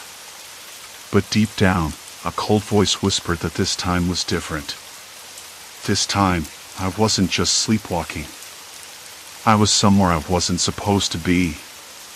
And something about this place felt like a warning. I dug my nails into my palm, tasting the metallic tang of blood. The room seemed darker now, even though the morning light was creeping in through the curtains. Shadows pulled in the corners, and I could hear my own breathing, loud and uneven. Then I remembered the news. The missing people. The ones who vanished without a trace in this city. I had skimmed the articles, thought about them briefly, but never connected them to me. Not until now. What if I wasn't just wandering? What if I was slipping into their lives, trapped in homes like this, lost between something no one else could see? I shook my head, trying to dispel the thought. It sounded crazy. Impossible. But I couldn't ignore the feeling that I just stepped into one of those stories. The ones that didn't end well. A knock came at the front door. Sharp. Insistent. My heart jumped. I pressed myself against the wall, breath shallow. The knock came again, slower this time. Someone was out there. I swallowed hard, wondering if I should answer. If I had a choice at all. The knock came again. When I finally peeled myself off the wall, the room felt smaller, tighter, like the air had been sucked out and replaced with something colder, more deliberate. The metallic tang of blood lingered, stubborn and sharp beneath the stale scent of old wood and fabric softener. I rubbed my arms, goosebumps prickling under my skin despite the warmth. I needed to get out of there. Not just the house, the whole city. But that wasn't an option. Not yet. Back at my apartment, the pale light of dawn smeared across the peeling wallpaper and the cluttered desk where my laptop waited. I booted it up, fingers trembling as the screen flickered to life. The news tabs I'd left open the night before blinked back at me, headlines about the missing people, disappearances stretching back months, maybe years. I skimmed through the articles again, this time slower, more deliberate. Each story was eerily similar. Young adults, no known enemies, no signs of struggle. Just gone. Vanished without a trace. The city's police seemed baffled, offering little beyond vague reassurances and standard missing person protocols. Nothing concrete. No leads. No suspects. But I wasn't convinced. Not anymore. I started compiling names, addresses, anything I could find. A map of absences, empty spaces where people once lived. Something pulled at me, the feeling that these weren't random losses but part of a pattern. A web spun tight and unseen. Mid-morning, I met with Sarah at the coffee shop on 8th and Maple, her favorite place, where the bitter smell of burnt espresso and cinnamon mingled with the low murmur of early conversations. She looked up from her phone, eyebrows knitting together when I slid the notebook across the table. "Are you serious?" she said, voice low, eyes darting around like the walls might be listening. You really think this isn't just coincidence? I shrugged, trying to appear confident. I don't know what I think, but I know it's not random. I keep waking up in those houses. I'm in their homes, and they're gone. She chewed her lip, then tapped her fingers against the chipped ceramic mug. So what? You're saying you're sleepwalking into missing people's lives? That's a stretch, even for you. I wanted to argue, to defend the logic that felt so painfully clear in my gut. Instead, I said, it sounds insane. I know. But what if there's more to it? What if I'm the only one who can see this? Her stare softened. Have you thought about getting help? Like a doctor? A therapist? No, I said quickly. Not yet. I need more proof. Something concrete.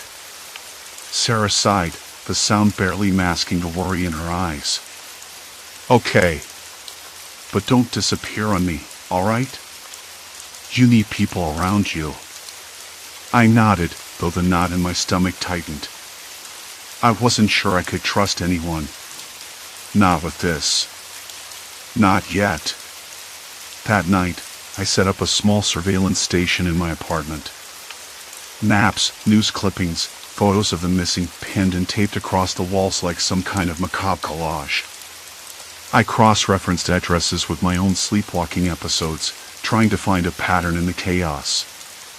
An address caught my eye.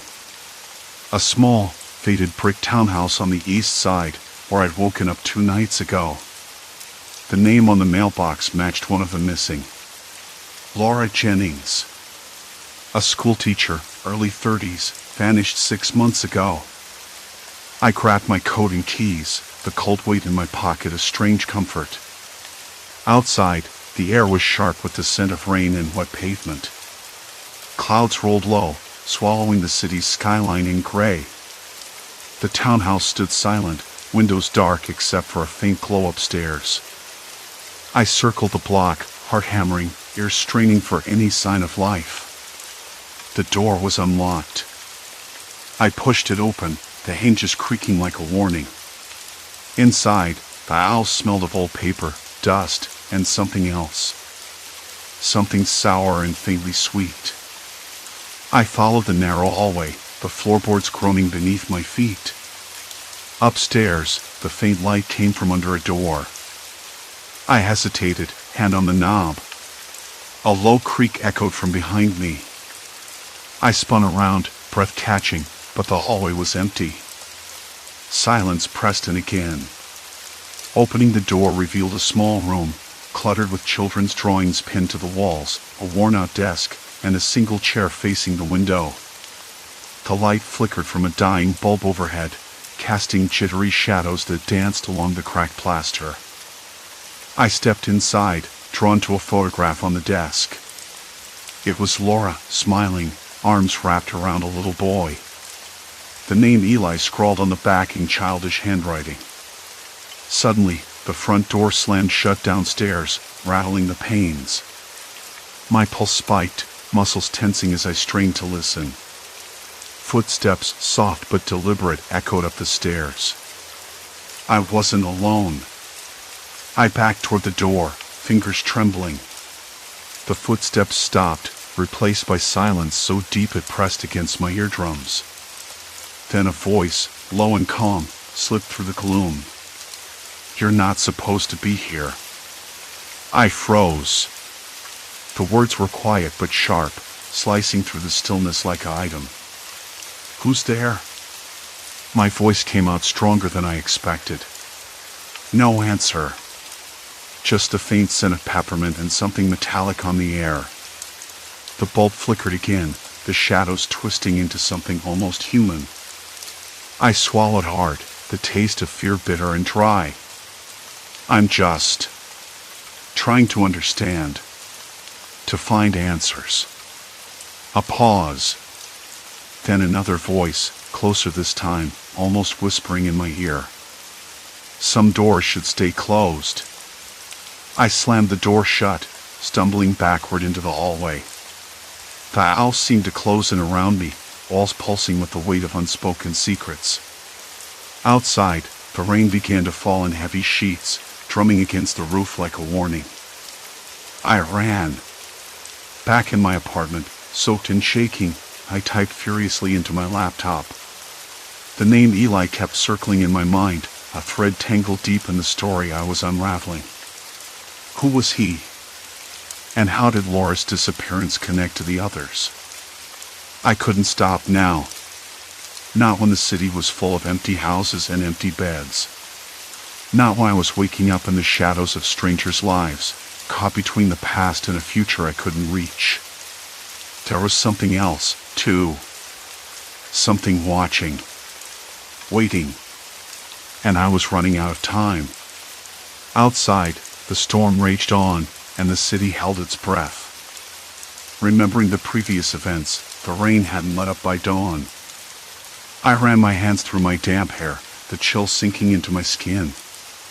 The room smelled of stale coffee and something faintly metallic like old pennies or blood, but not quite. I shook the thought away. I wasn't ready for hallucinations, not yet. The laptop glowed softly on the desk, the cursor blinking impatiently on an open tab, a forum thread about disappearances in the city, stretching back years. Each case had a pattern, subtle but undeniable. People vanished from locked homes.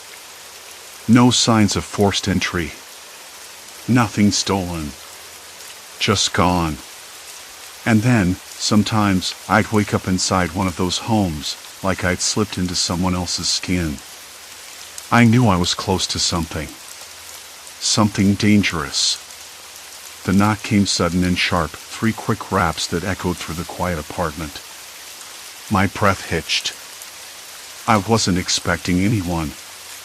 Not at this hour. Not after last night. Who is it? I called, voice rough. No answer. I edged toward the door, every nerve prickling. Peered through the peephole. Nothing but the hallway, slick with rain, empty. I opened it a crack.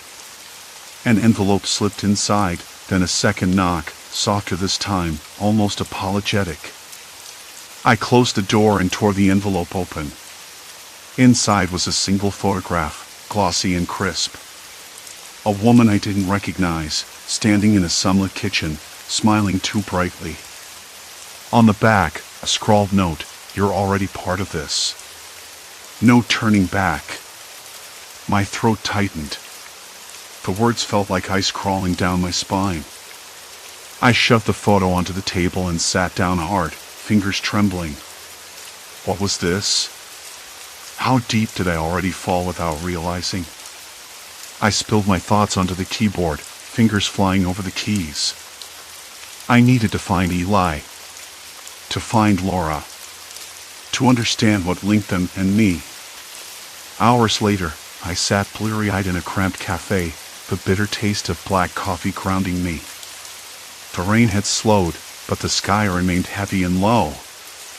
I scrolled through city records, cross-referencing addresses, dates, names. Patterns emerged. All the missing people lived in this same neighborhood. All had their last known location within a few blocks of one another. And all had one thing in common, a small, unassuming community center at the heart of it.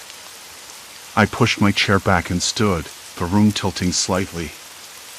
I wasn't sure if it was exhaustion or something else, an invisible weight pressing in. I had to see the center for myself. The building was a squat brick thing, its windows clouded with grime and age. I hesitated before pushing open the heavy door.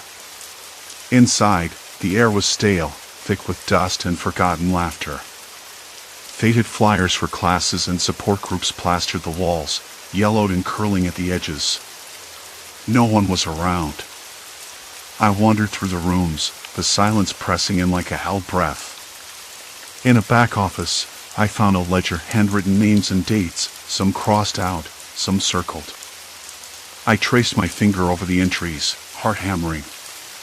Laura M. was listed, along with Eli's name just below hers.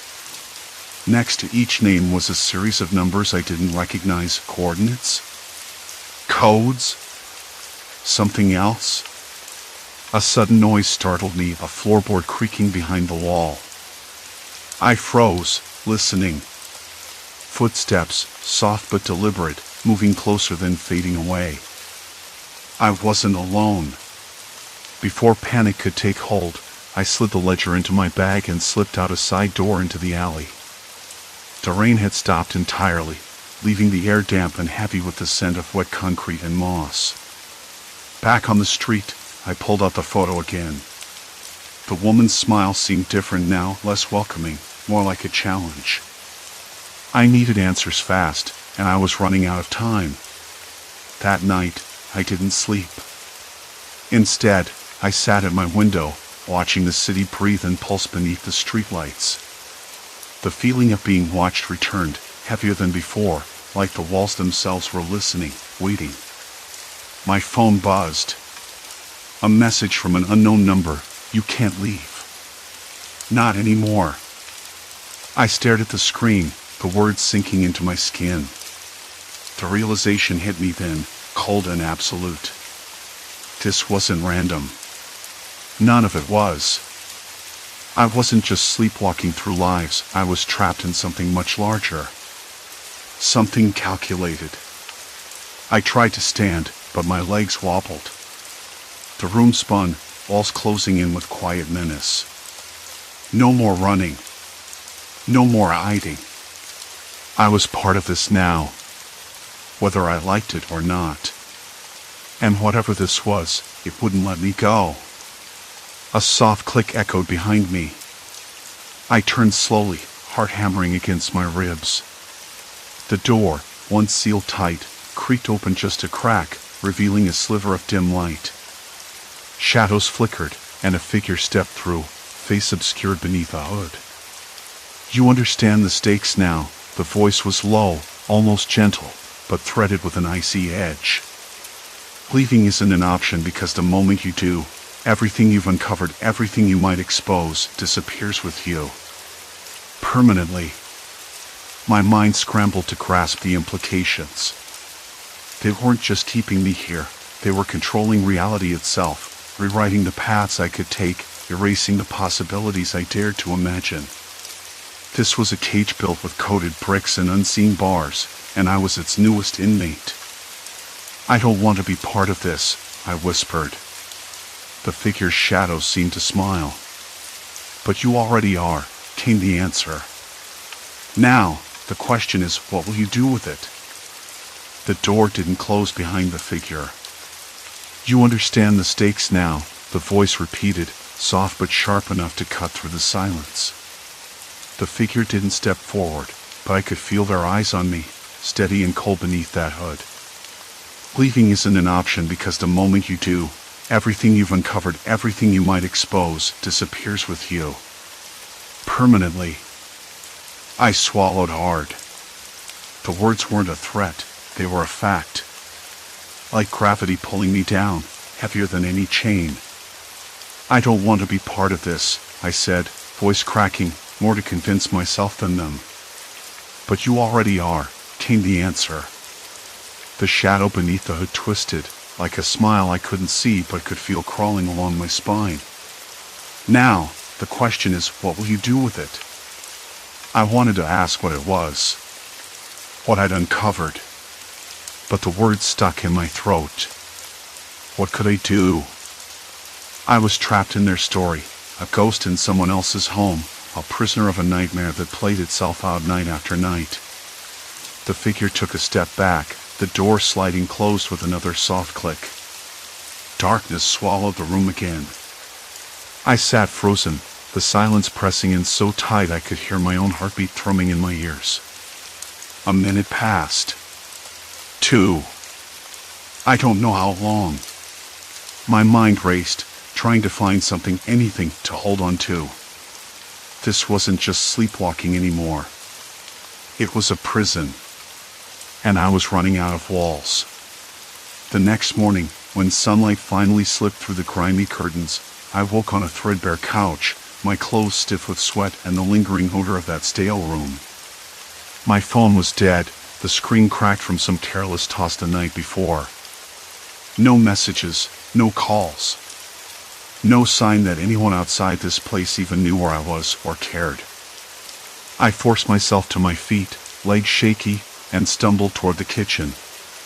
The apartment was small, cluttered with faded photographs and empty coffee cups. It smelled faintly of old bread and mildew, the kind of place someone forgot existed. I ran my fingers over the countertop, rough and chipped, and noticed a scrap of paper pinned under a coffee mug. A name. An address. A date. My breath caught. It was one of the missing people I'd been tracking, the ones whose disappearances had started all this mess. Why leave this here? Was it a clue or a taunt? I pocketed the note, heart pounding. I'd spent weeks trying to piece together their stories, but this felt like the first real thread I could pull. Outside, the city was waking up, indifferent to the quiet horror I'd stumbled into. Cars honked in the distance. A dog barked somewhere down the block. The smell of fresh rain mixed with exhaust fumes and the faint sharpness of garbage bins left too long on the street. I needed to get out, to find answers, but the weight of last night's warning pressed down on me.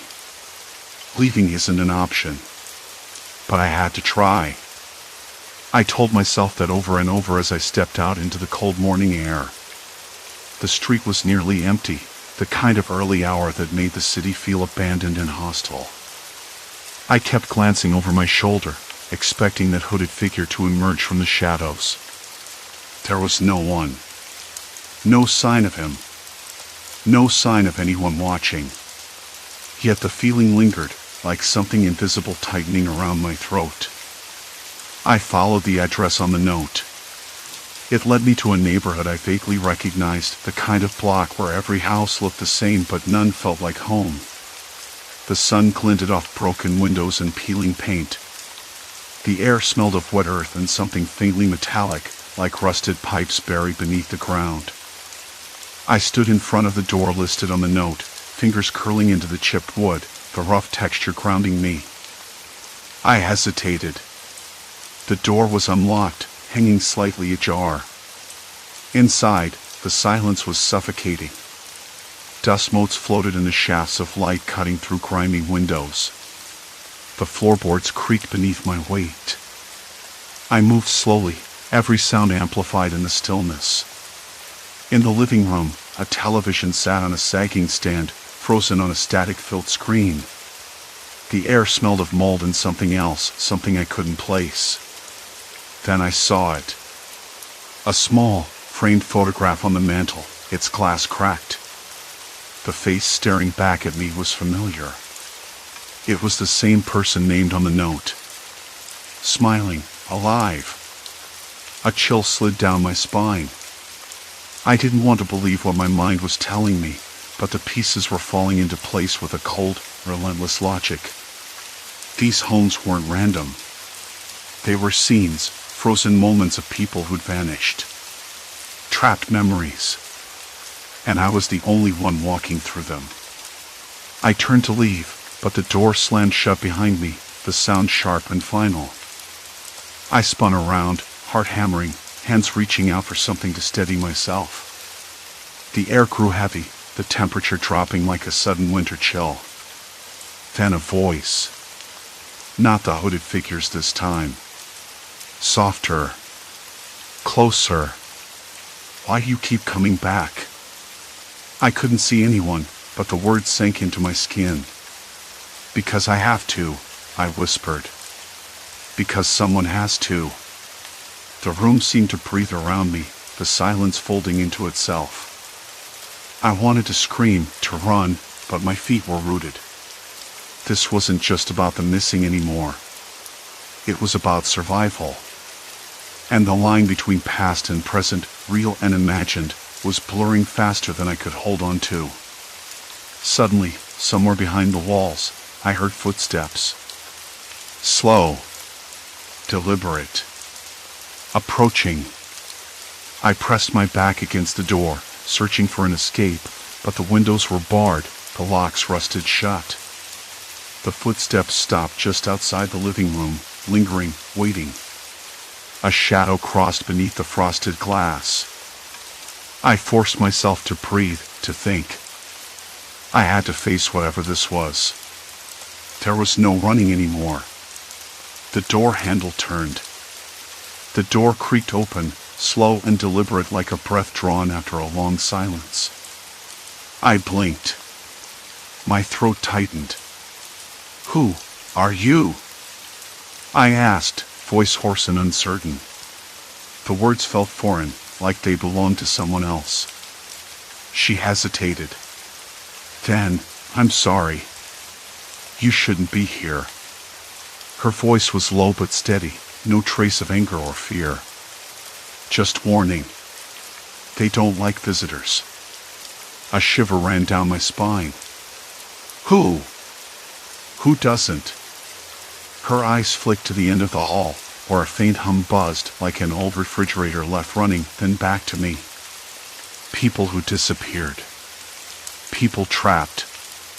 She took a step closer, hesitant, as if afraid she might shatter the fragile space between us. "You're caught in the same loop. It's not random." It hit me then, the truth I'd been clawing toward in the dark. It wasn't just sleepwalking. I wasn't just lost. I was trapped in a web spun by people who'd vanished, their lives folded over mine like a cruel shadow. "Why me?" I whispered. "Why does it keep pulling me back?" She shrugged, a small, sad smile. "Because you want to help. You're the one who remembers." I swallowed hard, the metallic taste of fear thick on my tongue. I wanted to ask what that meant, but the moment broke. His footsteps echoed again, not slow this time, but hurried, desperate. The woman's face went tense, and she grabbed my arm with a grip that was firm but trembling. "We don't have much time." She pulled me toward the end of the hall, where a narrow staircase spiraled downward into darkness. "If they find you here, you won't get out." I followed, heart thudding so loud I was sure it would give me away. The air grew colder with every step, damp and smelling of mildew and forgotten things. The hum grew louder too, deeper, like a heartbeat beneath the walls. At the bottom of the stairs was a door, old and splintered, but unlocked. She pushed it open, and a blast of warmer air hit my face, fresh, outside air. For a moment, I thought I might cry from relief. "Go," she urged. "Find the truth. Break the cycle." I nodded, voice stuck somewhere between hope and despair. She faded back into the shadows before I could ask more. Outside, the city was quiet, the early morning light pale and hesitant. I pulled my coat tighter around me, the fabric rough and real. The streets looked ordinary, kids waiting at bus stops, a dog barking in the distance, the faint smell of coffee from a cafe opening its doors. But nothing felt ordinary anymore. I knew the names now, the faces from the missing posters taped to lampposts and store windows. I'd seen them in my wanderings, in the bedrooms of strangers I'd woken up in, their lives folded into mine like fractured mirrors. They weren't just ghosts in my mind, they were people caught in something I couldn't yet name. Back at my apartment, I sat down with the photos and notes I gathered. Every detail mattered. Every connection was a thread to pull free. I traced the faces with trembling fingers, memorizing the way their eyes looked, sometimes scared, sometimes resigned, always searching.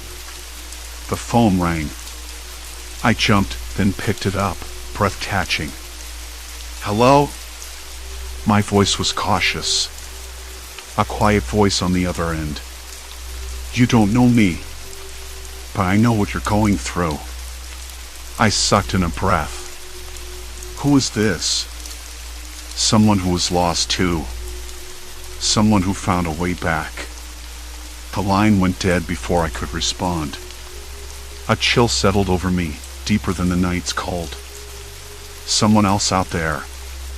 Someone who had answers. I realized then that I was no longer just a victim or a witness. I was a part of this story, the one who could change it. The following days were a blur of research and restless nights. I mapped the disappearances, piecing together a pattern that twisted through the city like a hidden river. The homes I'd woken in weren't random. They were nodes in a network, linked by old family ties, shared histories, or forgotten debts. Each place was a doorway, a moment frozen in time. Still, the more I learned, the heavier the weight on my chest grew. The line between sleep and wakefulness blurred until I couldn't tell where one ended and the other began. I stopped trusting my own reflection. Was I myself, or just another echo? But something had changed. I no longer feared the night. Instead, I waited for it, waiting to be pulled back, to find the next piece of the puzzle. I kept a notebook by my bed, scribbling fragments of dreams and overheard conversations, clues that slipped through the cracks. One morning, I woke in my own bed, the sunlight warm on my face for the first time in weeks. The city outside moved on, oblivious to the secret currents beneath its surface. I felt fragile, maybe, but more alive than ever. I thought about the woman in the hallway, her warning and her hope. About the voice on the phone, a lifeline in the darkness. About the people trapped in parallel lives, their fates intertwined with mine. And I understood, this wasn't just about survival anymore. It was about connection. About breaking the silence that had swallowed them whole. I closed my eyes, breathing in the familiar scent of my apartment, the faint trace of old books, the sharp tang of morning coffee, the soft fabric of my blanket against my skin. The weight of the unknown still pressed on me, but it no longer crushed. It pushed me forward. I had to keep going. For them. For myself. Because some shadows could be stepped out of, some loops could be broken. And I wasn't alone. Silence settled around me, but it wasn't empty. It was waiting. Watching. And I was ready.